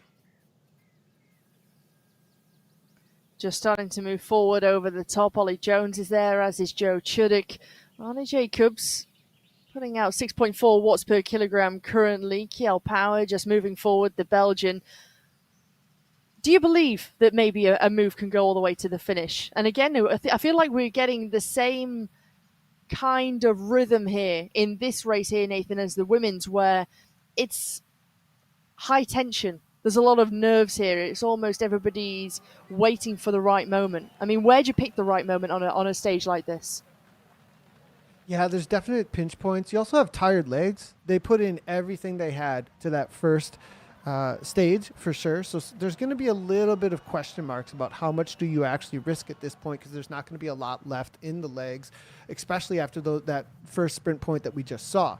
Now they're going to hit the Clyde kicker, and because the Clyde kicker followed up by the roller coaster down to the champion sprint and then on into the race finish with that uphill through that postcard section, there's specific pinch points out here, and I think the riders are waiting for them. This is going to be one of them right here, right now. Ollie Jones to the front, 6.3 watts per kilogram, not massive. If we start seeing something into that 10, 11, 12, then we're on to a real serious attack. But it looks to me so far like the riders are a little bit more interested in sitting in. Perrin now 11.8 though. Will there be any separation? If there is, Kiel Power now going across. This is what we're talking about, 12 watts per kilogram. That's a little bit more serious. It'll get a gap. Will they be able to roll with it? And that's really started to see an influx behind, because you start to see those numbers there. Lionel Vyasin, 10.9 watts per kilogram. He moves himself up the Croatian rider. And so just one injection of pace from one Nathan is really the catalyst for everybody else. And it almost kickstarts the action here. 4.1 kilometers to go until we get to the finish line. 18 minutes of racing is complete. Don't forget, we've still got the champion sprint and then that climb up to the race finish. Don't forget, there's many, Nathan, who've still got the power up as well. Yeah, the drafting power up's a big one. It's a big one, especially coming into the race finish. It's going to be an uphill drag into a flatten out through the roundabout.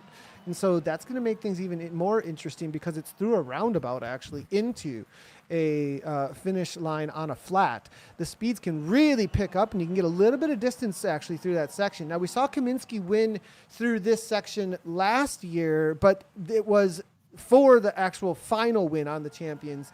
On the champion sprint, actually, he was able to break way through. I was wondering if we were going to see a repeat for that, but a 3-kilometer break instead of a 800-meter break or something along those lines. Looks like nobody's going to take that roll-through speed on that extreme downhill on what I like to call the roller coaster section of the Glasgow course here. So at the front, Vyasin now 7 watts per kilogram. Yonsei Honda. Nice to see the Japanese rider now also hanging in tough as we make our way again. Plenty of riders still involved here, all sitting in waiting for those final kicks. There certainly is. Well, if you're just joining us here, this is stage 2 of the Zwift Games. It's we're into the Scotland Smash route. We've already taken on the Mercury Madness. That's already been stage 1 with also an intermediate sprint. We also had the breakaway brace intermediate sprint here, so points available. Don't forget, for many of these riders, this will be the final stage of the first weekend of the Zwift Games, because only 5 riders are going to move into that sprint championship, into the sprint finale, and take on a third race. So only 5 riders will make it through there. And so points are so important. Don't forget, for first place, 70 points on the line. Second, 69, 68, 67. The points go all the way down to the last rider within the race here, Nathan. But it's so important if you want to progress and go into that sprint showdown. Now, he tried to make a move happen, it looked like, there through that champion sprint with some speed on the downhill. 2.2 kilometers to go. Hannah, we see Pucker now to the front. There's Buffington. Where's Chuddick? That's the question. We know that's the lead-out train that we saw last time. Are they going to be able to upset things again on an uphill situation? Look, there's Turbo all set up. There's their national champion. Here comes Freddie Ovett, though, maybe going to be the first one to make a move. Yeah, you can just see those purple jerseys almost starting to surround Pucker, the US champion. But meanwhile, it's Freddie Ovett, the reigning champion, who's decided, look, enough's enough. I want to try and go off the front here. 540 watts currently, 8.3 watts per kilogram. Look at the cadence. Look at the difference in comparison to his rivals. 97 revolutions per minute, and that's really provided the catalyst. Barry's up towards the front. Chudik's there just watching things, as is Vyasin. Vyasin there, the Croatian rider, as Nicky Hug is a little bit further back. There's James Barnes. That's one of the first moments we've seen James Barnes' name just pop up there. You can see the South African rider who's just moving around on the right-hand side, Nathan. There was the cover and kill moment there just a moment ago as we saw Pucker coming almost too much over the top. Now here comes Buffington. It looks like Pucker right on the wheel. This is the lead out we've been talking about. Andrew Buffington, 7.2 watts per kilogram. He's going to keep that as high as he possibly can. It looks like Hayden Pucker now sitting in that second wheel. Where's Chudik for the lead out? Buffington is fully committed, it looks like, at this moment. But Jason Osborne sticks himself right in the middle of that three-man lead out. But Hayden is on the wheel, actually. I'm not sure Joe Chudik actually has the lead out any longer. Now Chudik makes his way to the front. Johan Norn is also there. They can see exactly what's going on with this lead out train, but Johan Norn is making his way to the front very early, essentially taking over the lead out for the likes of Turbo at 7.5 watts per kilogram. Chudik now back to 7 watts per kilogram. We're coming into the last 600 meters. Here come the drafting power-ups. Ed Lavik now over the top. Hayden Pucker finds himself on the front, not maybe where he wants to be, as his teammates are no longer involved. At 9 watts per kilogram, Pucker's going to get ran over, I think, toward the finish line. Paniza now kicking the draft power-ups everywhere as Pucker tries to hang on all the way to the line, but Jason Osborne makes his final kick. It's 11.5 watts per kilogram from Osborne. Can he hold to the line? Zach Neer right on his wheel. Osborne might have gone a little bit too early because here comes Kaminsky. Kaminsky's showing that he may be able to be the repeat, but Osborne kicks the line as well. Here comes Vyasin. Lionel Vyasin. Vyasin, 13 watts per kilogram from him. Osborne, it's going to be so close. Right to the line, gel power, but no, Thomas Thrall, the Canadian national champion, it looks like, done it. Find a closer finish. Wow. The Canadian champion, Thomas Thrall, Nathan, I mean, he timed that one to perfection. The world champion went early there, Jason Osborne. He thought he had the power. He thought he had it in the legs. But Thomas Thrall, the way that he was able to come through there, overhaul Kiel Power, Lionel Vyasin, one of the most experienced Zwifters and esports riders, racers in the world, but it was Thrall who managed to take that one. There we see the top 10, Nathan. Thomas Thrall takes it. He knows this course really well. He won a national championship in Scotland, actually, and it's great to see him take that experience to the line again.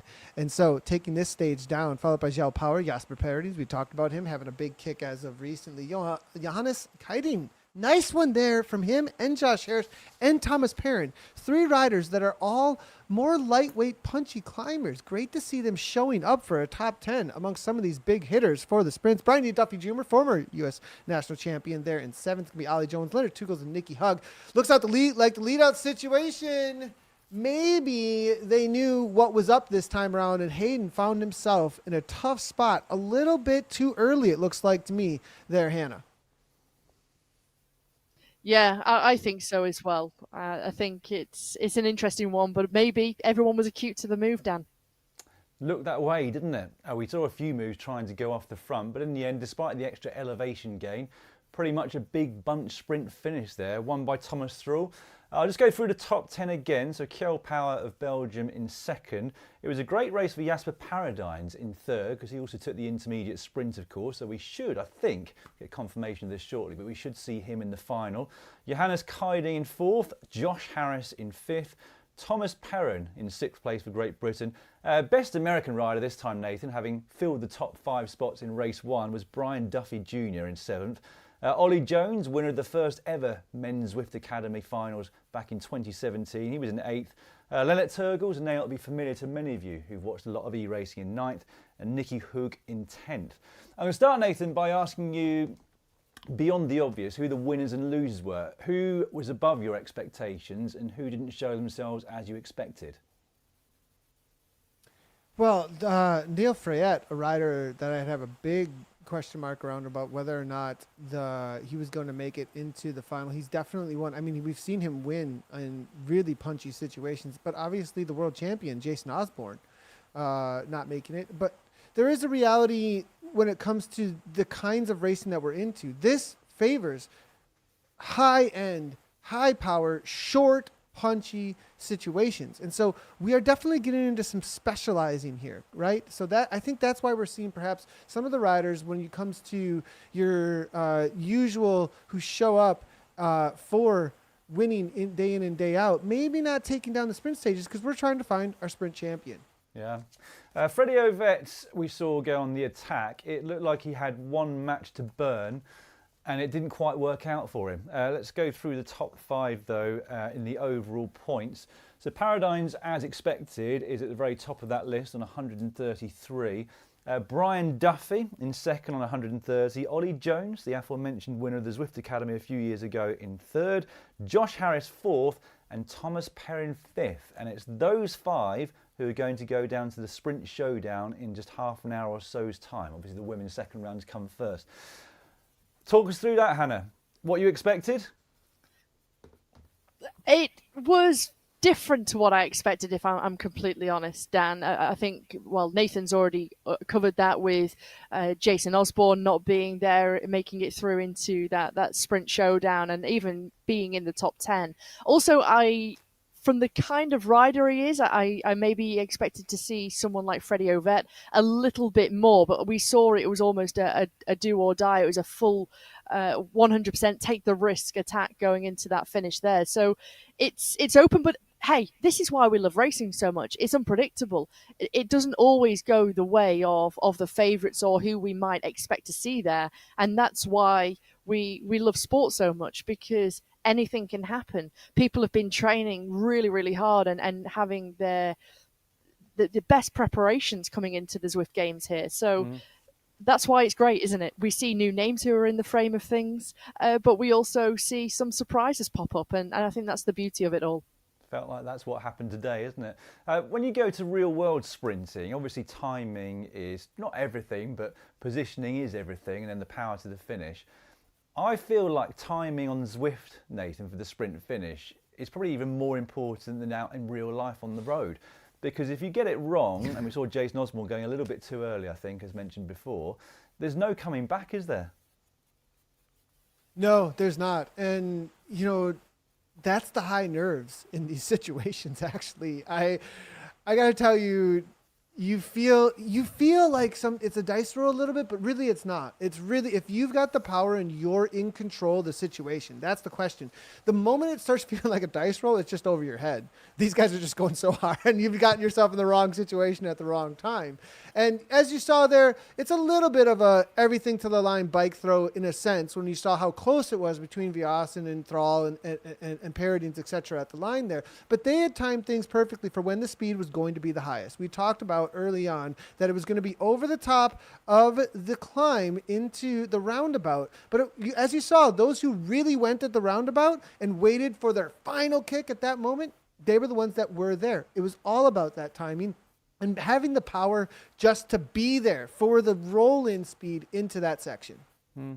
And of those top 5, I mean, they're clearly all very strong, Nathan, but in your mind, is there a favourite going into the Sprint Showdown later on today? I said it at the beginning of the program, Paradines. I think he's just been so unstoppable when it comes to full gas kicks. Now, you got a rider like Brian Duffy Jr. in there. He is savvy. Seen him win a national championship with some savvy moves, and he comes from triathlon, but he's learned the Zwift craft. He's learned the punchiness, and because he has that in there, he's broken me many a times. I'll just say that. So maybe he can break the pack. I'm sure it's not just you, Nathan. I expect he's broken a lot of people based on the riding that we saw today. I wasn't expecting to find it that funny, Hannah. The power-ups that were used in that one, of course, it was the drafting one, which lasted quite a lot longer than the aero power-up in race 1 earlier on, Hannah. Most of them seemed to wait until that final straight to use it, didn't they? Yeah, they did. And you saw a whole host of the draft power-ups be deployed at that moment in time and really wait and use it for that finish. And for some, it really worked into their favour. I think it's almost the beauty, whereas we've seen in the past in Zwift racing and in different championships where every banner arch you'd go through, you'd get a random power up, or then we moved into having a set power up at each arch. This, I think, is a very different kind of tactic, because you really have to think, I've got one power up, I've got one opportunity to use it, and so I need to be wise with it. I need to be tactically very savvy where I use it, and if I want to try and win and then pick up max points, then it's got to be at the right moment. So a lot of people waited and held back. It is interesting though, because of course in our Sprint Showdown, for the 5 riders that go through, there is no power-ups, and there's also no points to the overall of the Zwift Games, so no power-ups for them to have. Yeah, that's right. I'm going to get onto that a little bit later on, but you're right, no power-ups for the final Sprint Showdowns. Tell us how much of a difference it makes having that draft power-up, Nathan. I mean, we're used to saying out on the road, it's about 30% on a flat road without much wind about. Is it quite similar on the Zwift platform? Yeah, it really increases the draft, and you get a pretty good savings when you're in the draft, actually. So it takes what you get in the draft and just increases it by a certain percentage. And so that, because the percentage is so close between these riders, you got 1%, 2% differences between them, that little bit is definitely going to help. Timing it correctly, getting the most speed as you possibly can out of that draft, and then coming up and over the top. It's a different kind of situation, right? With the aero power up, it's the aero power up for speed off the front and holding that speed and getting away. Whereas with the draft power up, it's kind of more of a, how do I bowling ball this a little bit and then take down the pins off when I hit the front, right? So that you got to kind of use it in order to gain speed, to slingshot yourself without a power up maybe off the front, because there's no use for a drafting power up. Well, it's the first time I've heard about drafting being compared to a bowling ball, but I'll go with it, Nathan. As you saw on the screen a few moments ago, it's now very close to round 2 for the women tonight. So I'll hand it back over to you and ask you both what you think they will have learned from watching the men's race. Cheers, Dan. I think that's a big question, Nathan. What has everyone learned? And have they even had time to see what has gone on in the men's race, actually? I think is the important thing. Maybe for those who've got the same sports directors, I mean, do you get an opportunity to take your focus away from what you're doing to have an eye on the men's race, or not really? I think they definitely I think they're watching. I think that there's, the stream is up. You want to know what's going on. You want to know what's being said, and then seeing what works out for them, and not necessarily what works or doesn't work for the men, but just seeing how things rolled, seeing how the course played out, because they're going to be so experienced. They're going to kind of know what everyone's power is and what everyone's ability is, and go, well, that could work for this rider or that rider, and kind of make comparisons for how it plays out for this specific set of riders. They're all going to be familiar with that, and it'll just give them a little insight.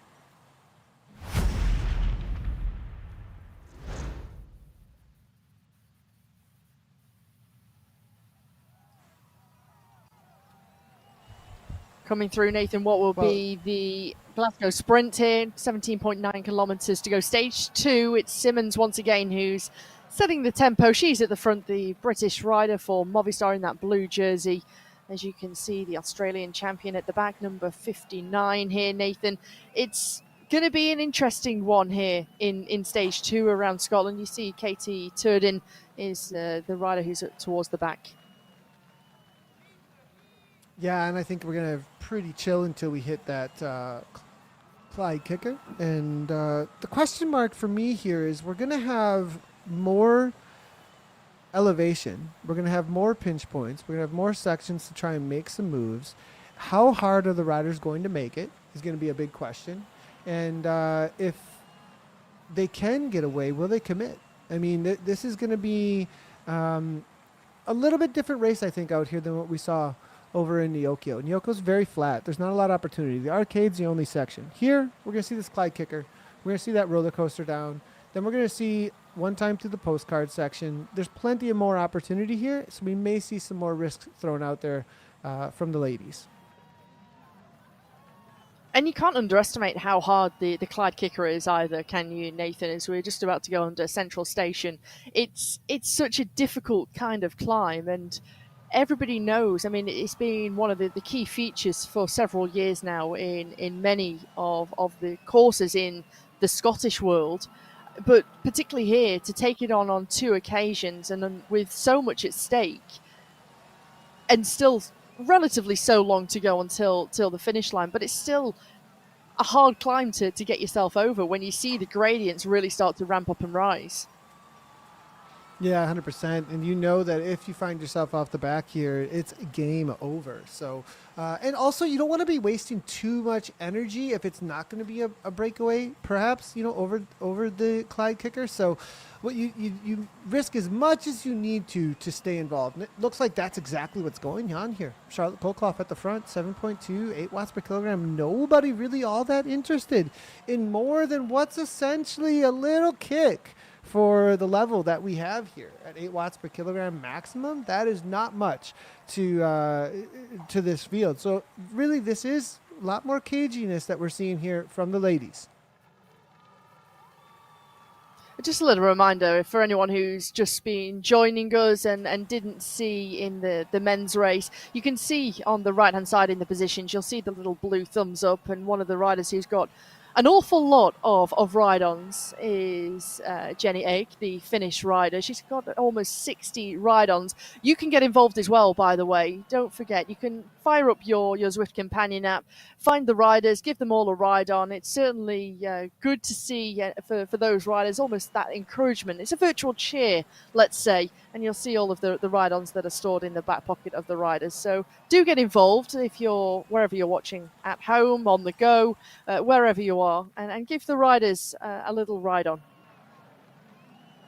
Yeah, and also if you want to follow along for everything Zwift Games Elite, you can head on over to zwiftgames.com/elite. That is where you can find all information on all of the races, all of the stages, the current standings, as well as live dashboards. So definitely go and check that out. It helps you follow along and know where everybody is at for the GC contention and the stages on the day. Lucy Charles Barkley now to the front, 6.6 watts per kilogram. A little bit of a press on, it looks like, but not going anywhere. It looks like as this pack is extremely attentive to anything that tries to make a move.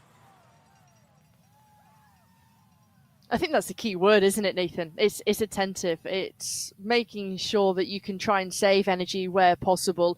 Roykers with a bit of an acceleration now for Phoenix de Koning.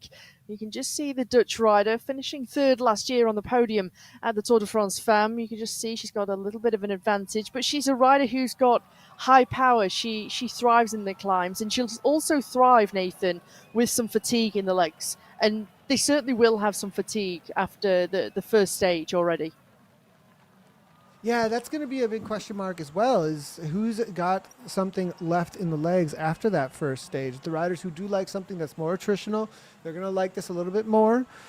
It's a tough one, though. Again, we keep coming back to that risk and reward here, because if you do risk making the race hard, as we saw with Timothy Rugg, right? We saw him try to make the race hard. We saw also with the likes of Turbo trying to make the race hard early on at a couple, with that lead out section.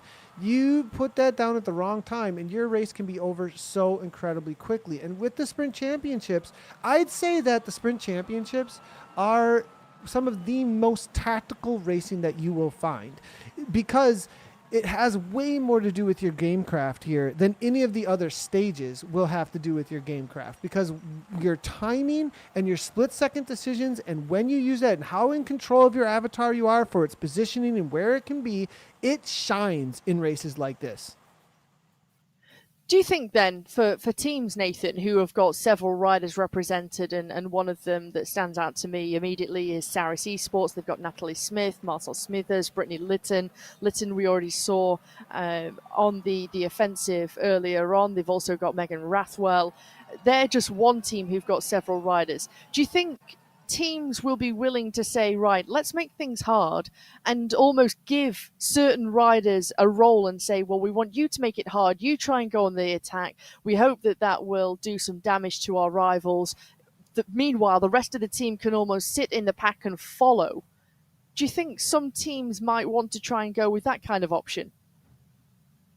Yeah, definitely. There definitely is situations like that. And I think we did see that from Brittany Litton. I think that was part of the goal for her, was to make things difficult for everybody else, force others to chase, and then maybe set up the rush. Now, she got caught a little bit early for that to play out for the tide pool, because if she would have got caught closer to the tide pool with a lot of riders having to make some sort of a move, well, that would have perhaps changed things up a little bit.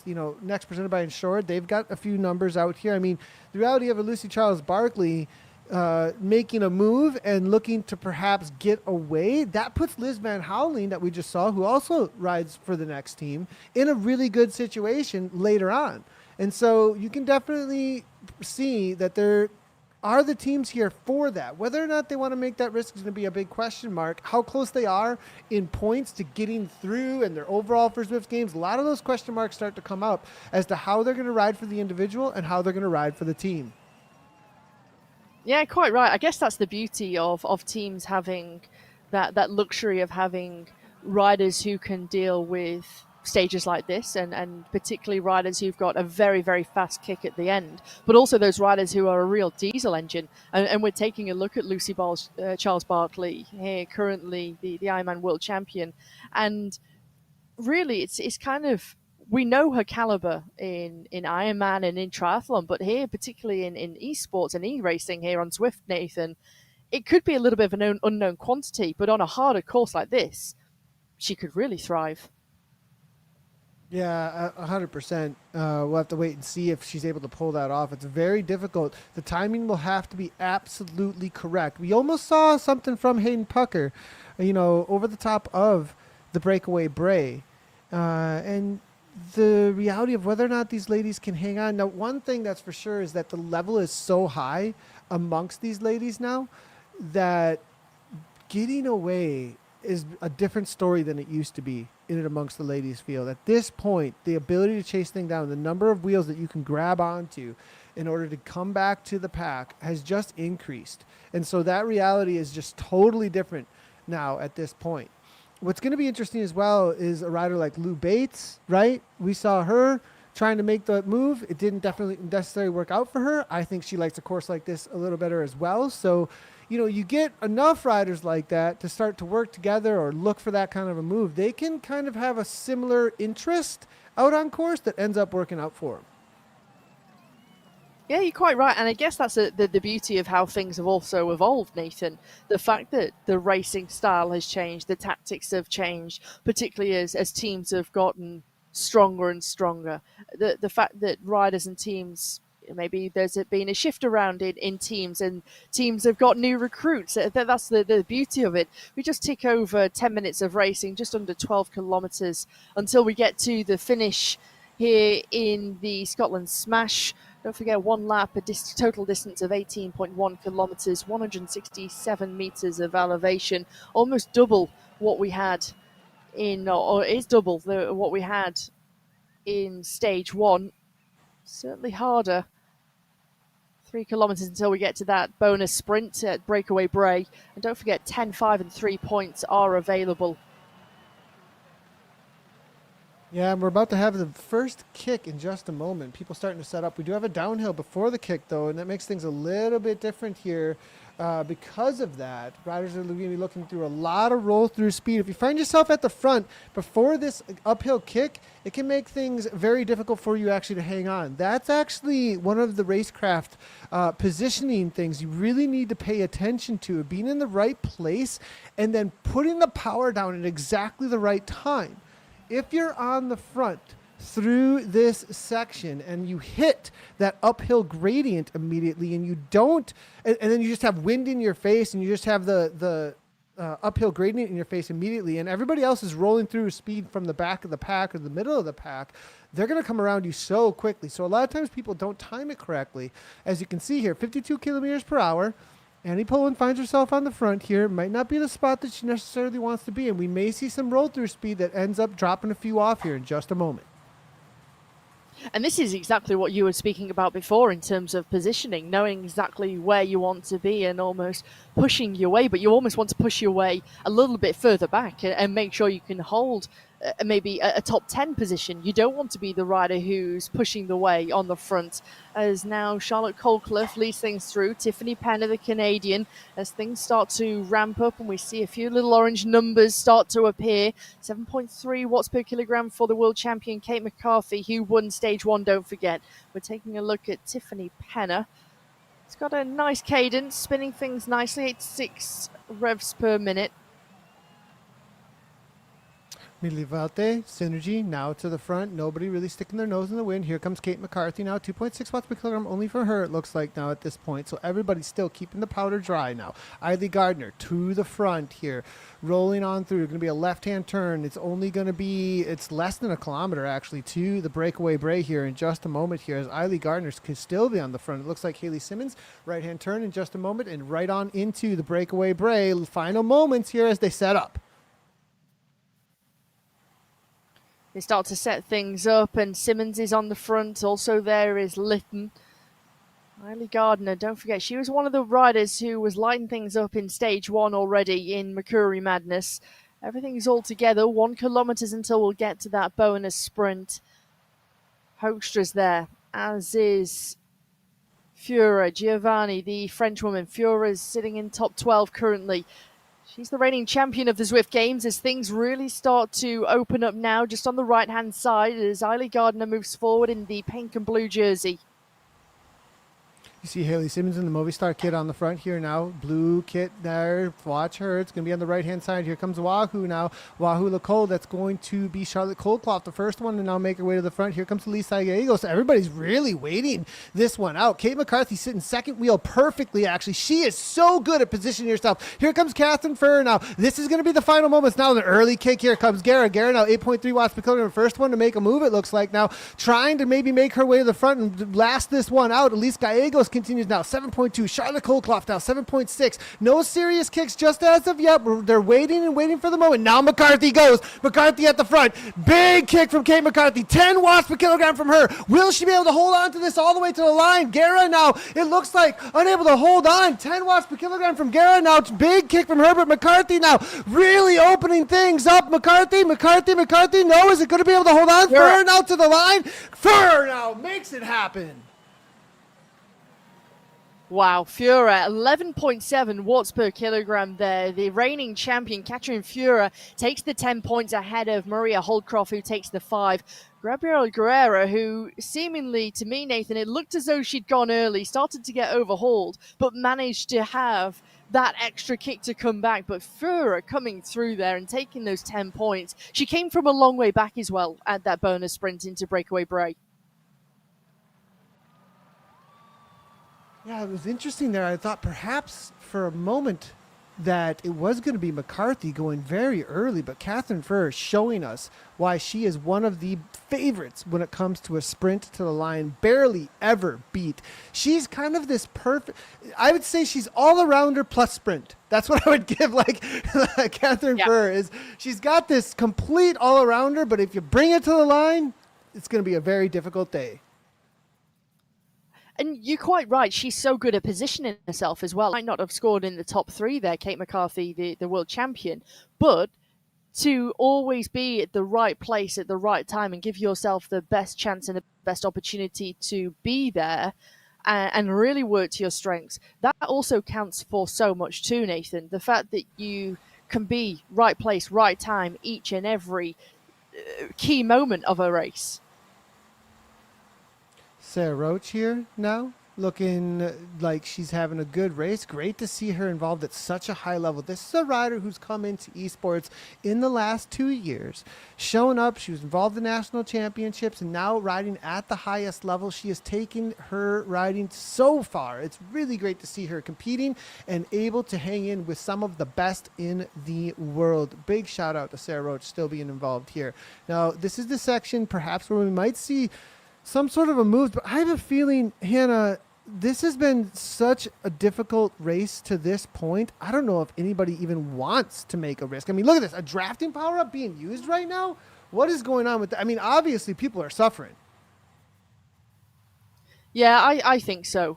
But I also think it's taking a moment to take the recovery and the respite where you can, because it has been intense. And I think it's not just stage 2 that's been intense, but also the difficulty and the fatigue from stage 1. So it's hard. And I think for riders to have such a short turnaround to recover also plays into effect. So it's everything all coming together just shows how hard this has been. But the fact that you only get one power up, the draft power up, and it's already being used at this point in time with still 6.5 kilometers to go, just shows the difficulty of how intense the stage has been so far. Well, this is there's going to be 2 more opportunities before the final sprint. This one right here, and then as they hit the Clyde kicker, that'll be the next pinch point we'll be looking for, as they are going to do one more little loop on the Glasgow crit course, and then we are going to make our way into the postcard, which is kind of an opportunity, but also the lead-in to the finish line. So those are your pinch points. Still opportunity to try and make some moves. Everybody keeping their powder dry still, as we said, though. Celine Columbia with a 5.4 watt per kilogram at the front, but that's just making sure the position is correct.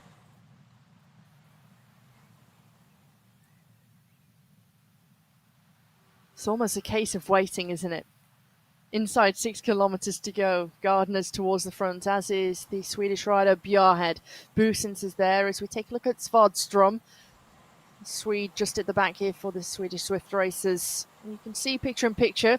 Plenty of medals hanging high just in the background.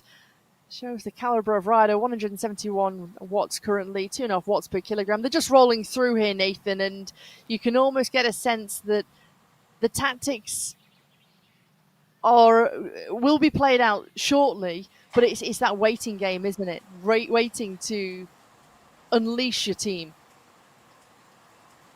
Interesting little move here. There it is. We were waiting for it. Eiley on the move, making the moves here, and this is what she needs to do. If she wants to get the win out here today, get a little bit of a gap, take it up and over the top of the Clyde kicker. She's got the power to continue on over the top of the Clyde kicker with some space. Will anybody chase this down? Nicole Meyer, now Gabriella Guerra actually holding on to the wheel there as well. Interesting. We've got big names starting to make moves here. That's going to upset Catherine Furr as well as Kate McCarthy, I would think, to try and make their way to the front here at this point. Eiley Gardner, is this a lead-out situation actually? Is Nicole Meyer from Next Generation Shorts sitting right on her wheel? Eiley making it really difficult. This might be a launch pad situation. Watch out for Wahoo presented by Wahoo here, perhaps to try and make something happen off the top of this. Kate McCarthy also sees the writing on the wall, makes her way right to the front. Is there some roll-through speed here coming from McCarthy? When you see a wild card like Eiley Gardner, who is up towards the front, Nathan, putting out the watch she was, and almost with a little slender advantage, it's almost the sirens are going. It's a wake-up call that something's going to happen, particularly the fact that her teammate is sitting in the top 5 currently as well. As we go up the Clyde kicker one final time, 4.5 kilometers to go. The gradient's at 8-9% there. As Fiora sits in tight, there is Poland, Anna Poland, who's just towards the back of this group.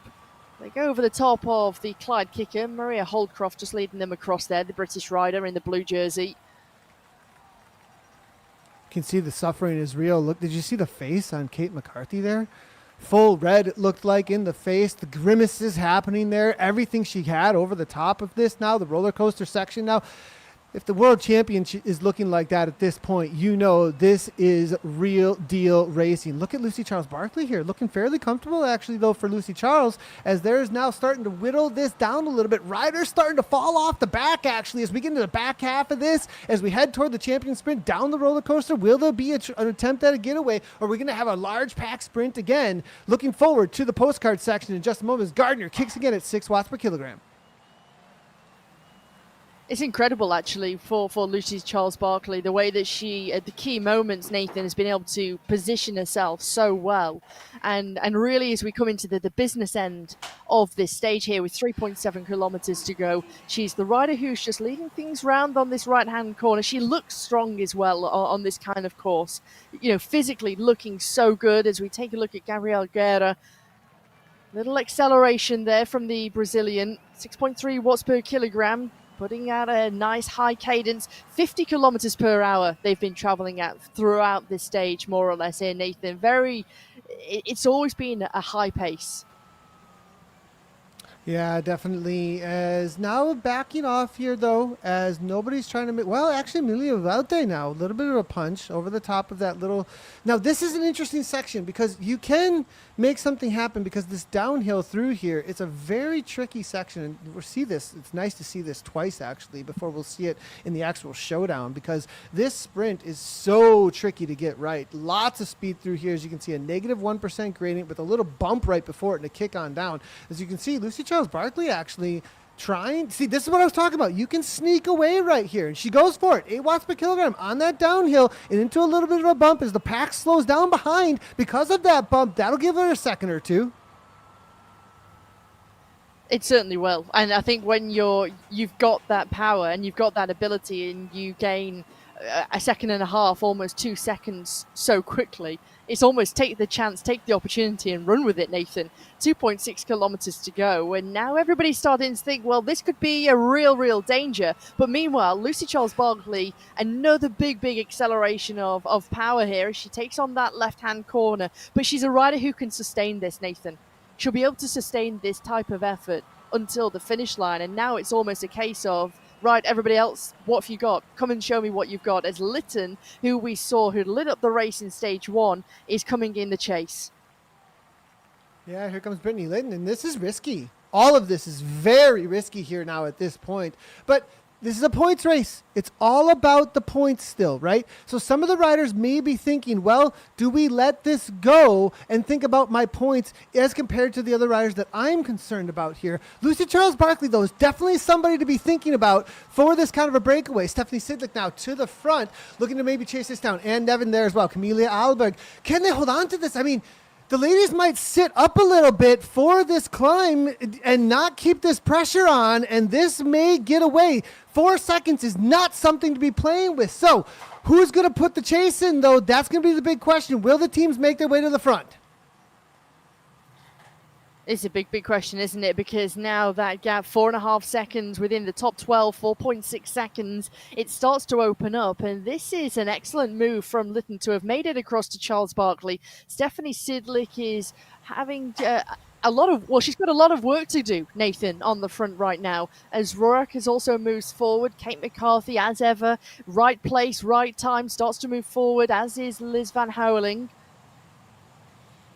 Eiley Gardner now makes a move. Catherine Ferrer having to chase that down. It looks like Eiley Gardner looking to go across. She might be able to just do that. Eiley Gardner, 8.5 watts per kilogram. The chase is on, and she's going to pull this off, I think. Eiley Gardner is going to come right on up to them. Kristen Kolchinsky now to the front of the main pack, though, as she tries to... Kolchinsky backs off. Everybody looking at each other and trusting, but this is going to be a big upset, perhaps, with these three. They may be able to steal the day now, as Celine Colombi now is on the front at only 4.4. These three look to be gone to me, perhaps at this point, as Nicole Meyer now is the next one to the front. They're just looking for who's going to be the main pack sprint, because Eiley Gardner's got 7.3, and I think she can take this to the line.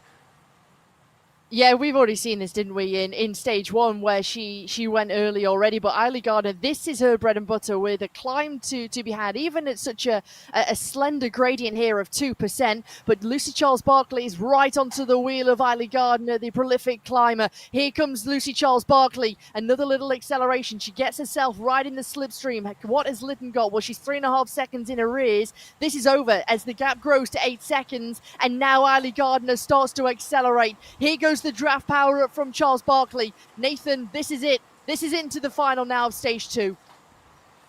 Yeah, and they've got 10 seconds in the pack. I don't think that this is coming back here at this point, as Gardner and Charles Barkley is going to be up between them. And I think Charles Barkley has set herself up perfectly to take the win here with a sprint situation on Gardner's wheel, most likely now at this point. The pack now starting to gallop here, but it's too little, too late. I believe 8 seconds. Can that be closed down? No, they're within the last 200 meters, but here comes Lexi Snover, Lou Bates, Gabriella Guerra, all the way to the line. Who's going to take that one down behind Gardner? Charles Barkley between them. I think Charles Barkley maybe just barely pulling that one off, and behind the big question mark is going to be all about the finish at the line in the pack, but Charles Barkley throws it down and takes it from Eiley. That was incredible. Chapeau, Lucy Charles Barkley. What a close finish. What a stage and what a race. She was the rider who kicked things off through the champion sprint there, Nathan. She was really the catalyst who started that big attack there. She managed to hold everybody off, and she went head-to-head against Eiley Gardner, who has got so much experience. And for Gardner, she's a rider who wants to take that risk, and she's willing to take the risk, but Charles Barkley just managed to pip her on the line there. There we get confirmation. 0.24 of a second, Nathan. Wow. Amazing. The tactic, pulling the Zwift craft off. I've got to give my hats off to Lucy Charles Barkley, showing that she has Zwift craft. I mean, that is so, I mean, to be honest, I would come in and go, look, she doesn't race amongst this elite crowd that often, perhaps not knowing, but she finds herself at the front, gets back in the draft, perfectly times thing. Gardner, there's just a reality that she had to continue on and settle for second or try and make it really difficult on Lucy. It almost didn't happen. And then Lucy able to come over the top there. Look at the result here from Maria Holdcroft, though, in third place. That is massive. Honestly, Maria Holdcroft, she has been on a rampage recently, making her way to these top ranks. And to take a third place amongst this field is absolutely amazing. Gabriella Guerra there, making her way into fourth. Consistency is key, it looks like, for her today. Kristen Kolchinski for fifth. Lou Bates, it looks like, followed up by Mika Soderstrom, Lexi Snover, Catherine Furr, and Kate McCarthy, our bronze medalist at World Championships, and world champion Kate McCarthy back there. That's going to kind of change things up a little bit from the tide pool as well as the intermediate. That really changes things up. Well, that was breathless stuff, wasn't it? Quite an incredible finish there, and not the same sprint from a bunch that we saw from the men's, but rather an attack towards the finish that ended up being successful. We've got to delve deeper into Lucy Charles Barkley. You've mentioned it multiple times, Hannah, but she's best known for her prowess in Ironman events. She's the current world champion. I mean, it couldn't really get much different, could it? Hours and hours in the water, on the bike, and then doing a marathon at the end versus what was 25, 30-minute races tonight?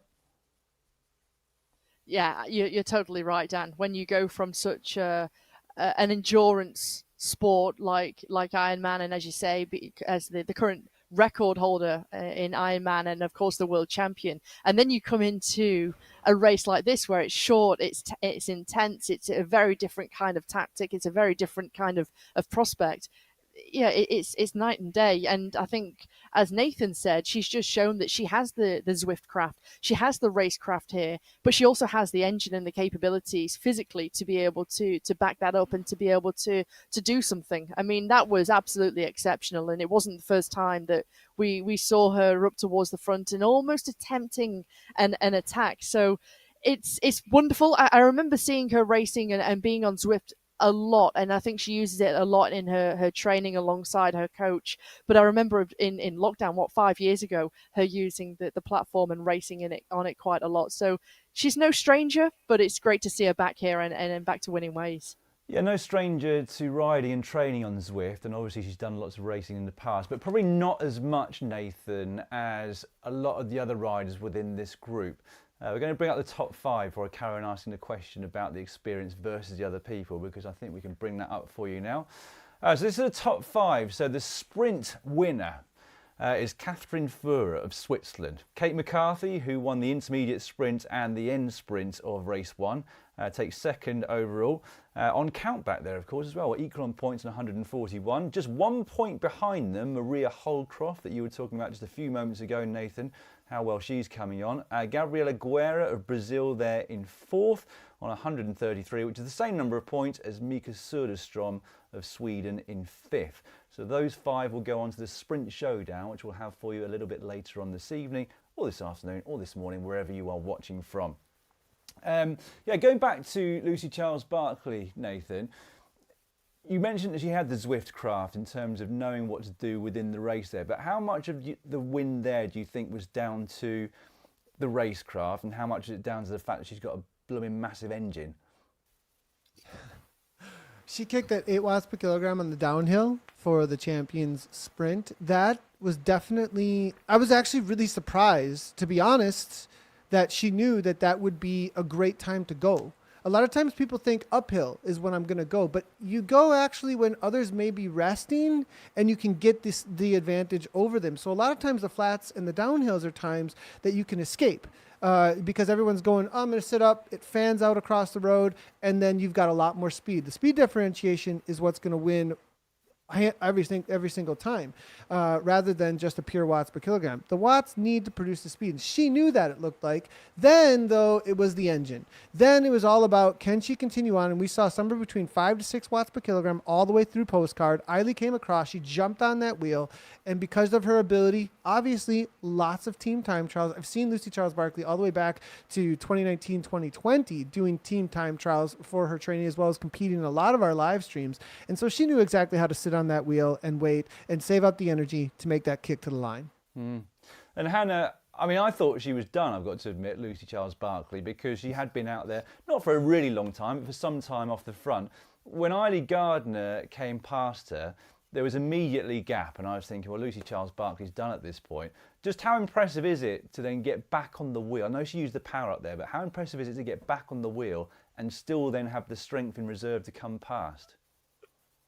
Very, very impressive. And I think especially when you've got Eiley Gardner who is coming past you, and we already know as soon as the road starts to rise how prolific she is on that kind of gradient. So I think to be able to get on the wheel, to use the power up at the exact right time as Lucy Charles-Barclay did is impressive. And it was even into the sprint, Dan, when Eiley Gardner started to make that acceleration and still had a couple of bike lengths. But Lucy Charles-Barclay was able to close that down, and it was almost a photo finish, wasn't it? So it's incredibly hard, but I think, again, back to that tactic and the ability, but also having the physical capabilities to back it up are also really impressive. It's certainly very impressive, I agree. But she didn't win the Sprint Championship because that was the total points from rounds 1 and 2. And so Catherine Furrer of Switzerland got that. What can you tell us about her, Nathan? Catherine Furrer, she is the all-arounder with a kick. Catherine Furrer is last year's Zwift Games champion. She was able to win it by having the absolute best climb of her life, I think, on the Alpe de Zwift, but then just dominating everything up to that point. And so I'm not surprised one bit. Looking at this race and coming into these stages, I said, Furrer, she's a favorite. Definitely follow those wheels for Furrer. She's, whatever she's up to, you can be confident that it's the right moves. So Catherine Furrer, I'm not surprised one bit. And you talked earlier on today about the importance of the intermediate sprints and the 10 points that you get for winning, 5 for second, third for, 3 for being third across the line. And that held true, Nathan. You were right, because she took the 10 points there at the intermediate sprint in round 2 there. And had she not done that, she wouldn't have taken the win. No, and she would have been still probably in for the top 5.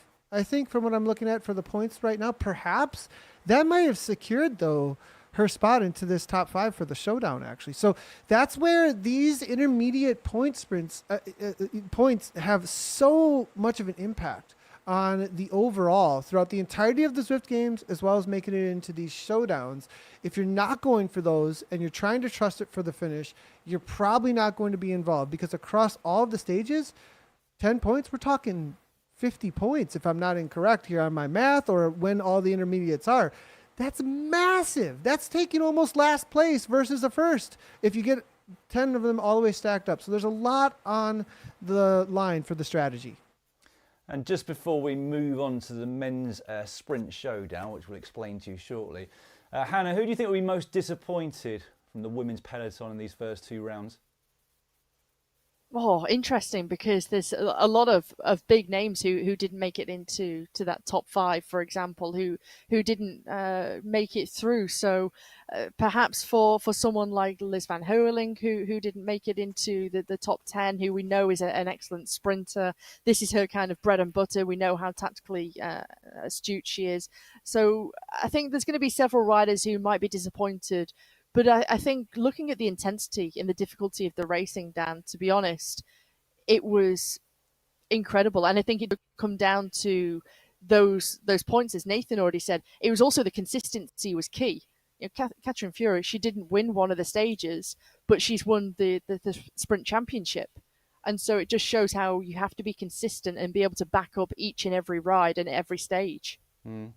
I thought Kristen Kolczynski did really well because she's more known for her climbing, isn't she, than her sprinting, which was what we saw today. So watch out for her next Saturday. But there we have it. Stages 1 and 2 are complete. But then for 10 riders, so 5 men and 5 women that we've read out, there is that final sprint showdown now looming. So I better explain what it's all about. So the showdown race for the Sprint Championships is going to take place over a single lap of the Glasgow Crit Circuit in Scotland. This time, as Nathan mentioned earlier, no power-ups available to the racers, so it's all about their own power, positioning and tactics. Let's take a look at the Sprint Showdown route. Welcome to the Sprint Showdown. This is it, the final battle for the 2025 Zwift Games Sprint Championship podium. The top 5 riders from stages 1 and 2 go head-to-head in an all-out sprint on a full lap of the Glasgow Crit Circuit in Scotland. With its rolling city streets, this route is about more than just raw power. It's a test of race strategy and nerve. Will someone attack on the Clyde kicker, daring to break away and hold their lead to the line? Or will the riders stay together, saving every ounce of energy for a blistering sprint finish? The route for this one is 3.3 k's in length with an elevation gain of 34 metres. The final showdown, no power-ups, no second chances.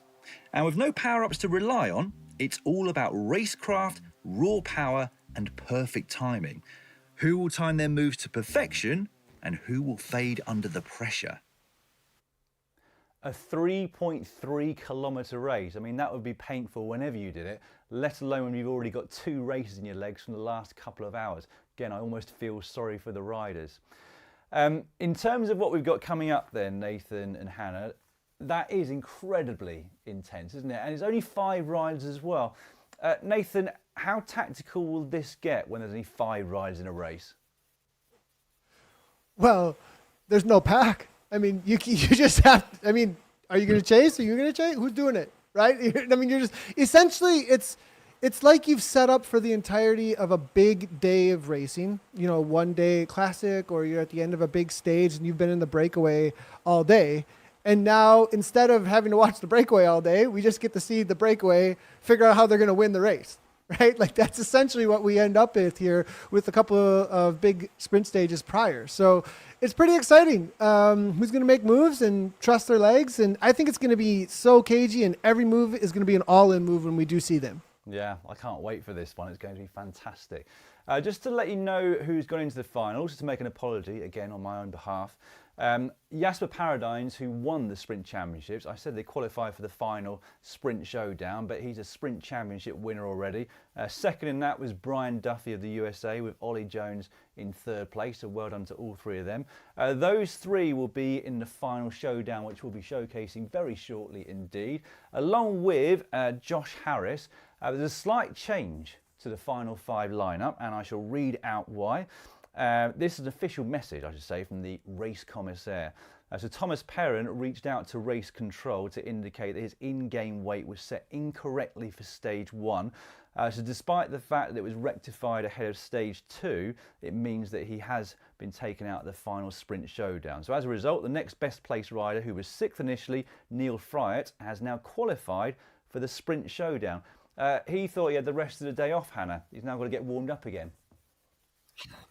Yeah, he certainly does. I hope he hadn't already got changed and the like already, Dan, and got showered and got his recovery underway. But no, as you say, the sixth place rider now goes in to that sprint showdown. So Neil Freyet has an opportunity to have another race under his belt, 3.3 kilometres, as we said, another intense day. But for Thomas Perrin to reach out and realise, he's made a mistake in terms of inputting his game weight, reaching out to race control, and with the race commissaire, they've made that decision. I think that's been nice and slick in terms of its communication.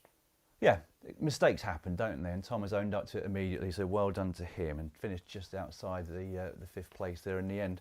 Have you seen a race like this before, Hannah? And if so, how do these things normally evolve in a 3.3k sprint fest? Yeah, I remember we had one in the World Championships, the Esports World Championships 2 years ago, Nathan. Correct me if I'm wrong.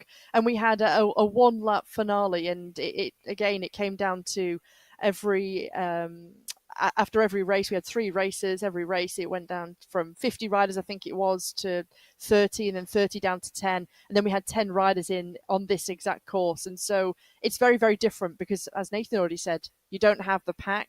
You don't have a bunch of riders. It's just you against 4 others and rivals. I actually remember that race now that you're talking about it. Although 10 riders is very different to 5, Nathan. Yep. Yeah, it's really different. We saw Bjorn Andresen make that move right from the gun, if we remember, when he got away from 10. So does that mean that the dice could be rolled even more with an immediate kick? You're more of an FTP rider.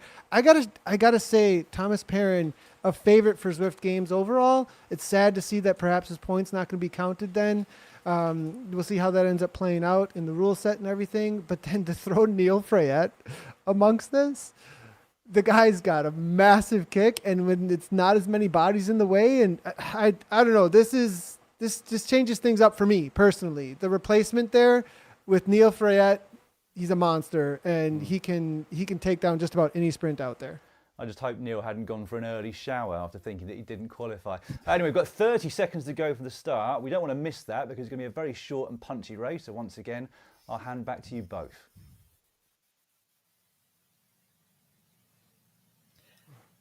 Thanks a lot, Dan. 23 seconds to go. You can just see they're doing the final preparations, warming up on the turbo trainers before getting underway. Harris there, the Australian in the navy blue and fluorescent jersey. Just behind him, you've also got Paradines in the blue and Belgian kit. 4 seconds to go. Josh Harris, definitely one I'd be watching out for to maybe try and make some sort of a move.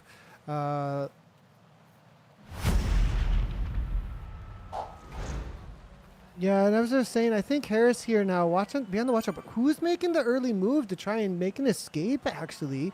There's Freyet there, I believe, right on the wheel. Is that going to be Paradines that's on the front here? Harris here holding the wheel, not letting anything go. You let something escape. Yeah, that's actually... Paradines at the back here, trusting that it's all going to stick together. Back. So... Yeah, this is really interesting, isn't it, to see that, well, someone wants to try and take the risk, Nathan. Someone wants to try and set the pace earlier and really inject some speed. Ollie Jones, the rider who's on the front, and already 52 kilometers per hour. You can see the Australian rider there. That's Josh Harris, number 3 on his back. And the situation here, this is all for the showdown on this championship here. 3, 2, and 1K on the line for the riders. So lot of nerves, most likely, when you've got that kind of prize on the line here. Ollie Jones continuing on the front, just pressing on. Harris now resting up. Look at that. Going to no pedaling at all. The racecraft is real here as Brian Duffy Jr. sits at the back.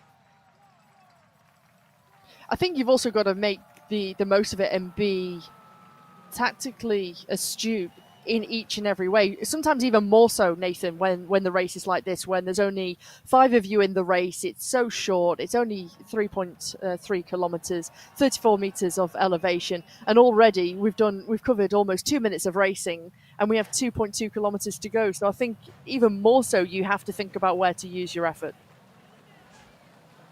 Brian Duffy Jr. now making a serious move, 9.9 watts per kilogram. I like this because rather than just matching efforts into the Clyde kicker, he used the roll through speed onto the 2%, and he's going to make this a drawn out Clyde kicker. That's how you really put the heart rates. That extra 10 seconds and that extra little kick, it's going to expose those that do not have a whole lot left in the legs.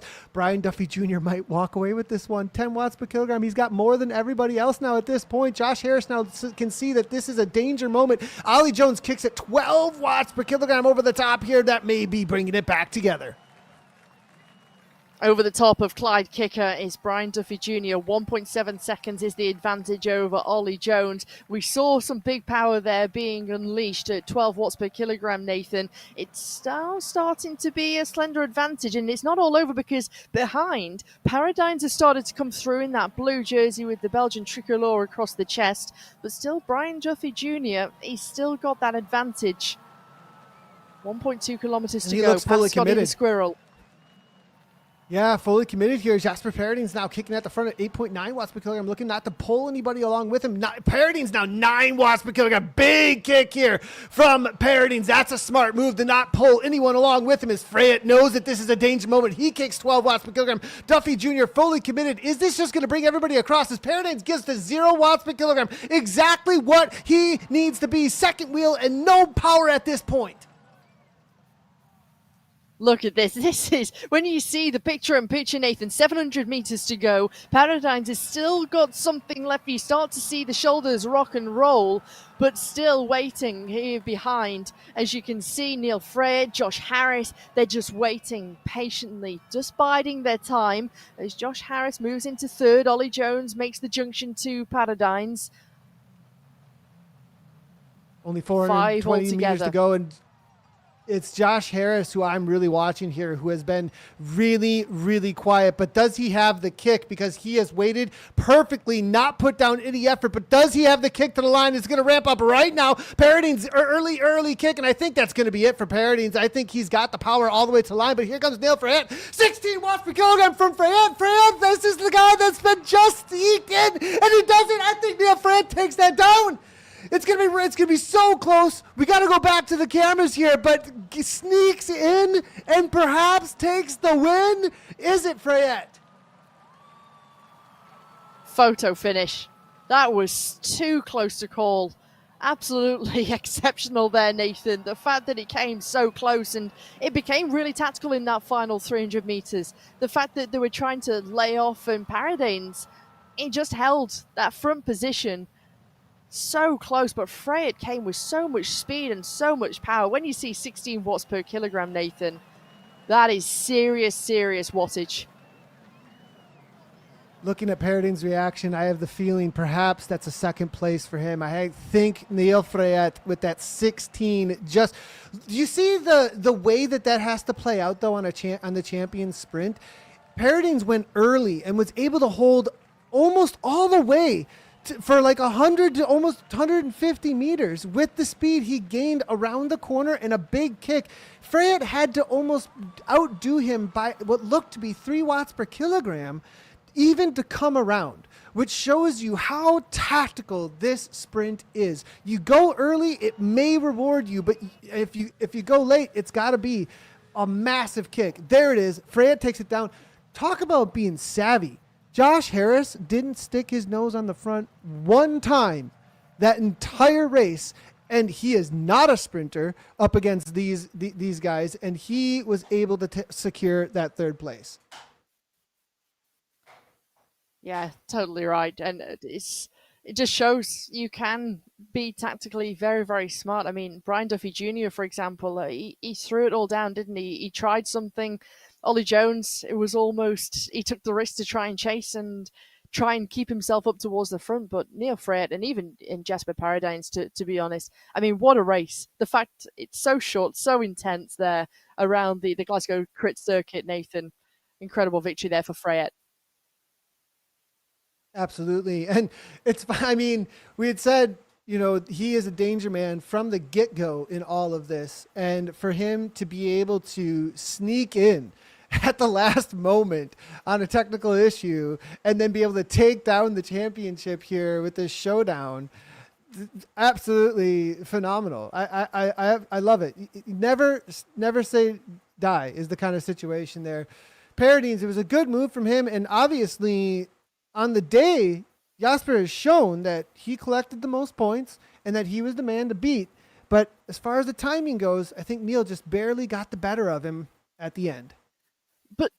But look at the way that Freyet was able to close that gap and rush the gap and use the draft to Paradines. And actually, when you take a look at this replay, he came through with so much speed in that final 20 meters, 15 meters. And in the end, wins by a clear bike length by the time you get to the finish line there, Freyet over Paradines. And so for him, I mean, again, timing to perfection. Well, congratulations to Neil Freyet. What a day it's been for him. I presume morning where he is. Straight out of the shower after thinking he didn't qualify for the Sprint Showdown. Back on the bike, producing monstrous watts and taking the win in the Sprint Showdown to boot. Talk us through it play by play, Nathan, because Brian Duffy went for a long one. I was almost wincing when it was 1.7 k's to go and he was holding 11 watts per kilo. I was thinking this is going to be a very long sprint. Did he not feel like he had what it took if it came to the finish with the other four? Yeah, I think that's exactly what it was. I think also Ollie Jones going fairly early. Ollie Jones is much more of an all-arounder. Also, Brian Duffy Jr., all-arounder with a pretty good kick on him, but up against those other three, I think he knew that. I would also say he's got a pretty equal situation to Josh Harris. The other two, Neil Freyet and Jasper Paradines, I would have to say definitely much more pure sprinter types. I think between Harris and Brian Duffy Jr., it was one of those two that were going to make that move.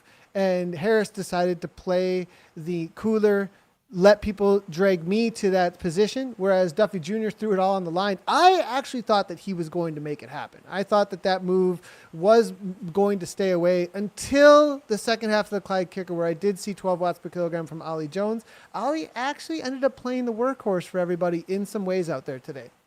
Coaxed into it in some ways, wasn't he? When Jasper Paradines made his move towards the end, you said there that you thought, in fact, you thought about 3 different people had got it at one point, Nathan, until you called it over at the finish. Did he fade the Belgian towards the end, or did Brian just have more power than we expected? On Duffy Jr., are we talking Neil Freyet? Neil Freyet have more power than we expected? Yes, sorry, Neil Freyet, yes. Yeah. So Freyet, I think it was timing. Actually, the second time through, Hannah called it exactly right there, that it was speed that was king for the championship, and his timing around the corner. And then when he kicked, if you notice, the moment he kicked was into the negative gradient to carry speed then into a little bit of a flattening or even an uphill for the champion sprint. And so I think that is probably what won it for him, was the matching of the highest watts per kilogram and the highest power he had to the most amount of speed that could be gained in the sprint situation. And the fact that Jasper hadn't gotten quite enough to stay away from him at that point. I should point out that the winner also gets themselves a golden Z1 concept bike plus prize money. There's prize money for second and third place in that race as well.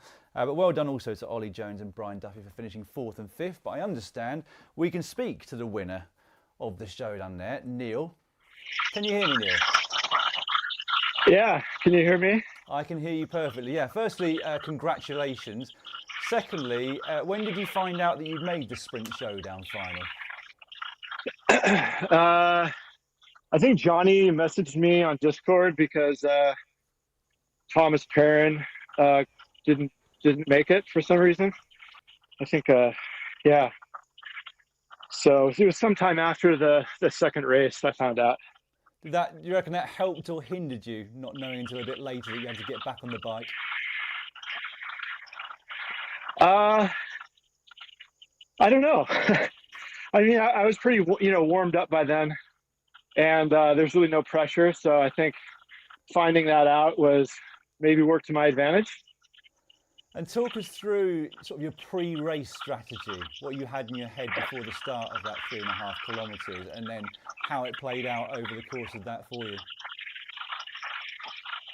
Yeah, I was talking to a couple friends, and they thought that I should just sit in and follow moves, and that somebody might go hard from the very get-go, so get out of the pen fast, and then just sit on wheels. And I knew there was a couple areas leading into the final, 500 kilometers or 500 meters where the slope went down a little bit. So I was planning on just trying to like punch in those spots and, ramp the speed up as much as I could. So. Yeah, clearly worked. Was there any nerves on your side when Brian Duffy got a bit of a gap on the rest of you? Yeah, it's hard. It was hard for me to know what kind of form he's in, but clearly he's fit. So I just figured that other people would chase that down. And, I have a good sprint, but my longer power is probably my weakness. So I figured it'd be smarter to let other people chase that than myself. Yeah. And we heard Nathan talking earlier about how he stalks a lot of rides on Strava to see what they're up to on Zwift and out on the road. Given that you're obviously all in your own pain caves all over the world, do you do something similar where you try and keep tabs on the other riders and your rivals ahead of these races? Somewhat. After going to the Abu Dhabi World Championships this last year and meeting a bunch of those guys in person, I follow what the SRC crowd does quite a bit. It's always scary seeing the power those guys put out. And then, I follow a bunch of guys around in the US like Hayden Pucker and Zach and other former teammates and stuff. So yeah, I kind of keep tabs. Well, it's scary watching the power that you put out as well, and it's power that delivered a win. So once again, huge congratulations to you, Neil. We look forward to seeing you again next Saturday. All right, hey, thanks a lot. Cheers, Neil. Right, well, it is now, let me do some calculations quickly, just a minute, I think, until the start of the women's sprint showdown. So given that we've got less than 60 seconds, I should probably hand you back over to the commentators, Hannah and Nathan. Thanks a lot, Dan. 52 seconds to go as Kate McCarthy, they're looking resplendent in those rainbow jerseys, ready for this sprint showdown, Nathan. It's going to be intense if we see how that race went. And of course, as you said before, they're all going to be watching how that men's race went and maybe taking some tips, certainly looking how it all unfolded. But of course, it's a very, very different proposition here. Yeah, it is. And it's going to be interesting how they play this one out. I think a lot of the riders are going to be on edge. Who do you take to the line, who you don't, and then eventually you just don't have a choice. Yeah, absolutely. Kate McCarthy, 9 seconds to go inside the final of this first weekend of the Zwift Games. Getting ready, getting prepared already on the pedals, on the power, getting themselves off under the archway here. 5 riders who will be into this sprint showdown here. The world champion we're on board with currently in the rainbow jersey, number 22.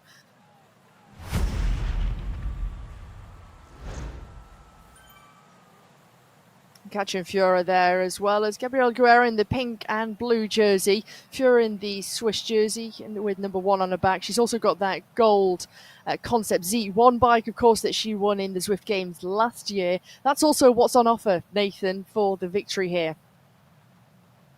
Yeah, it is on the overall. It'll be interesting to see how this plays out. Look at that golden Tron on the right-hand side. Everybody all together, not seeing the same kind of start as we saw with the men, as Maria Holcroft at the front at 2.7 watts per kilogram. Much more cagey start to this, much more chill, as everyone's waiting for the first moves. As for now, the first one, I think over 3 watts per kilogram for a little while there. So everybody saving what they have, as we've only got 3K to go. 1 full lap starts now. 1 full lap, and of course the Clyde kicker that they'll have to take on. Do you think anybody in this field here, of a very small field, Nathan, 5 riders, will opt to try and go early and use the climb? I mean, I'm thinking about riders who really thrive on an ascent and really use that to their strengths and attributes as a rider. Because Gabriela Guerrero, for example, I know you know a lot of insights into Gabriela, but she's a top climber. She can sprint, but when you're up against someone like Kate McCarthy, for example, do you risk waiting until the end? It's a really good question, actually. And what we saw in the men's race was that a breakaway, it's really difficult to stay away when you have so many people motivated. And so who's going to make the move, who's not? I'd actually say it's Kate McCarthy, actually, who wants this to break away early. A lot of times that's how she wins a lot of her races. She just is such a strong rider for a breakaway effort. She's very good when it comes to long, drawn-out efforts as well. So perhaps the two of them, though, that's kind of their forte, the Guerra and McCarthy. So be on the watch out for them for maybe on this Clyde kicker to be able to get a little bit of distance. But first, she's not going to let anything get clawed away from her. Mika, on the other hand, she's all about riding the wheels and waiting for the final kick. You bring Mika to the line, it's going to be hard to beat her on that downhill. Mika Soderstrom finished third overall in this event 1 year ago in the 2024 Zwift Games. She finished fourth overall in the end, the Swedish national champion, who you can just see on the left-hand side in the blue and yellow jersey, just to the far left, just moving herself forward currently.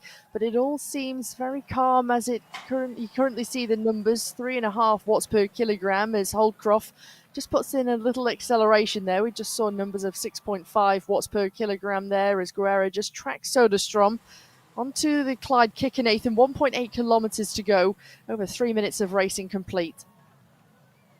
Looks like everyone's very much willing to take this to a sprint. Nobody risking anything at this point, interesting enough. So I thought perhaps we'd see a little bit more up and over the top. We see Kate McCarthy go to 0 watts per kilogram for just a moment there, up and over the top here. So yeah, sorry, Nathan, just to cut across you. One interesting point on this course for me is, of course, the Clyde kicker is one of the points where everybody's thinking about, but it's more over the other side into the S-bends. As now we start to see Kate McCarthy, 12.7 watts per kilogram now, 13.1 as she lays down 758 watts here. Kate McCarthy, the world champion, is trying to win this sprint showdown here in Glasgow Crit Circuit in Scotland. It's Fura who's trying to chase with Guerrero right on the wheel. As Guerrero's trying to pull this back together now. A big move there, Nathan. Huge effort from McCarthy. That's a mess. She did 13. That's essentially a race-winning move to try and make it happen.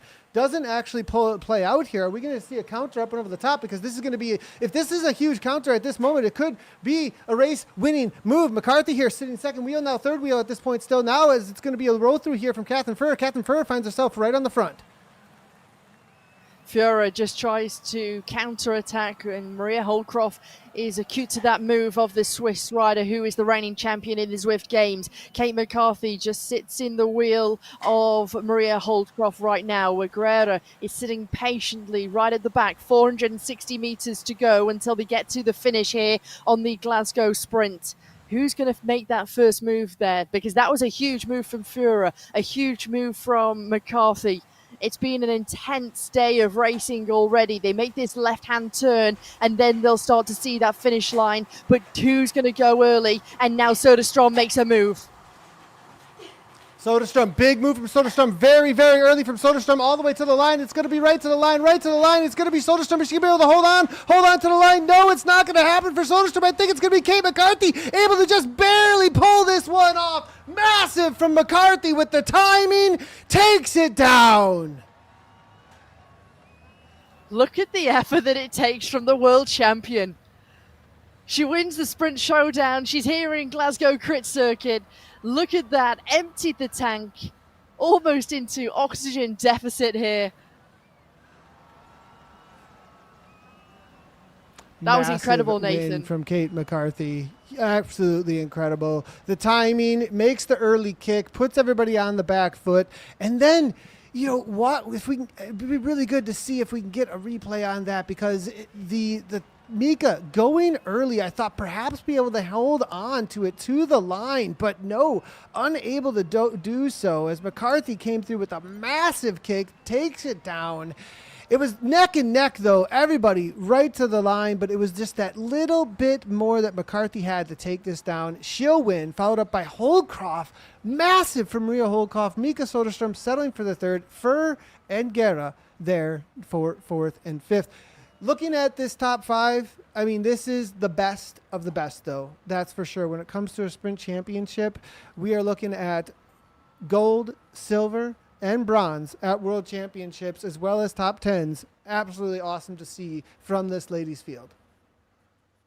Yeah, you take a look at that field, Nathan, and you see the results of these five riders. But to get to this point in the Sprint Showdown was a difficulty in itself. And so, this is the absolute best of the best across physical abilities, tactical abilities. And you just see that. I mean, I have a big smile on my face because you see the power and the incredible racing prowess. And I think especially on a day like today, Nathan, where you've got International Women's Day and they've given us such wonderful racing here, it's been entertaining.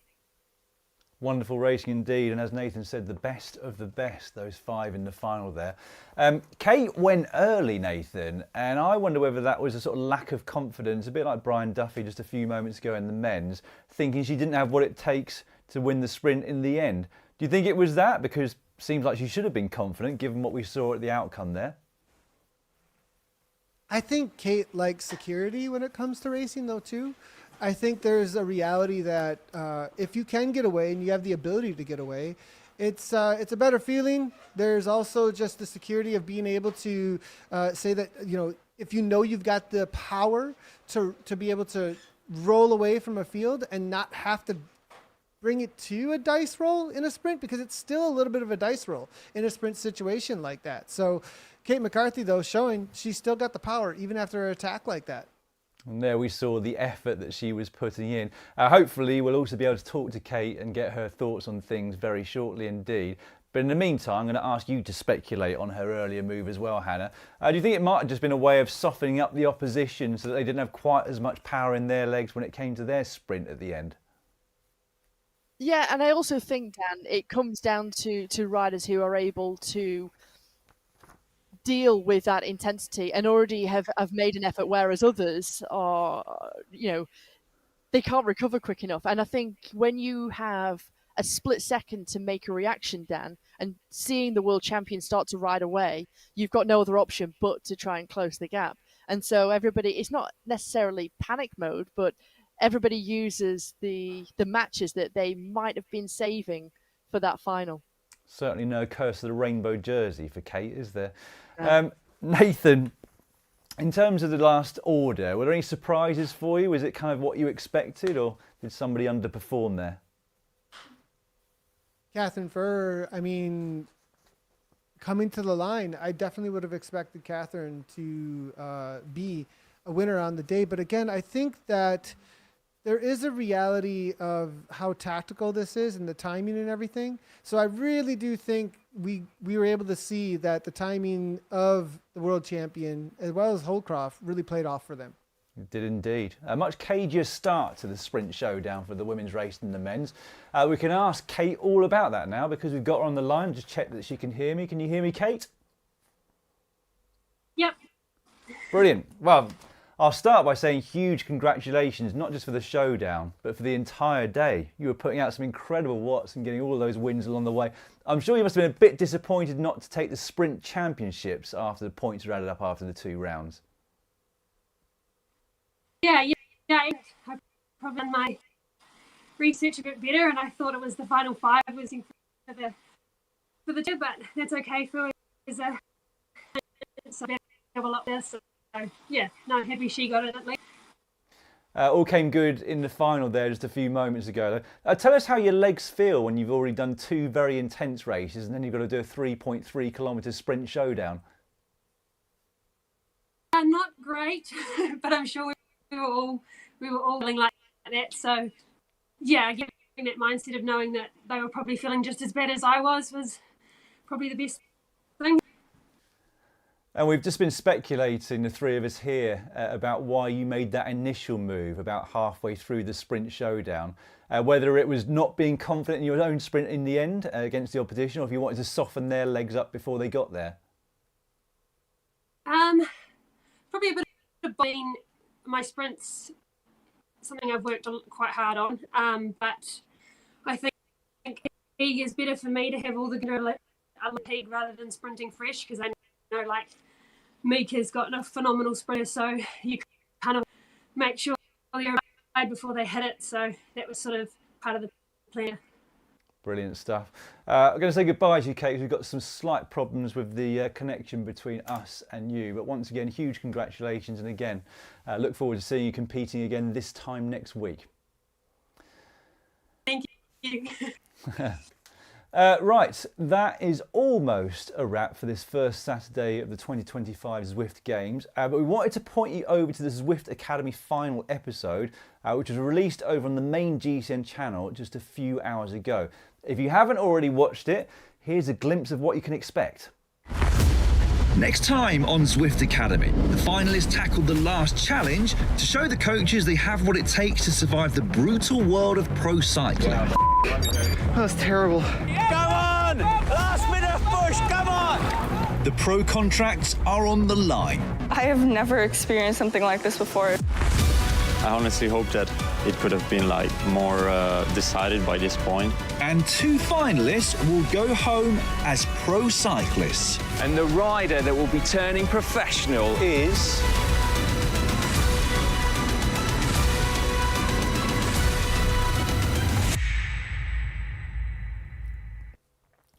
Make sure you watch that if you haven't already, because as you just saw, within it you're going to find out the two riders who've earned themselves pro contracts with Alpecin de Koning and Canyon SRAM Zonda Crypto. Right, I hope you've enjoyed the action tonight as much as I have. Certainly high octane, isn't it? My thanks for watching, and thanks to Zwift, and indeed to Nathan and Hannah for their expertise this evening. We'll be back again next Saturday at the time of 1700 GMT for round 2 of the Zwift Games. I'll see you again then. Goodbye.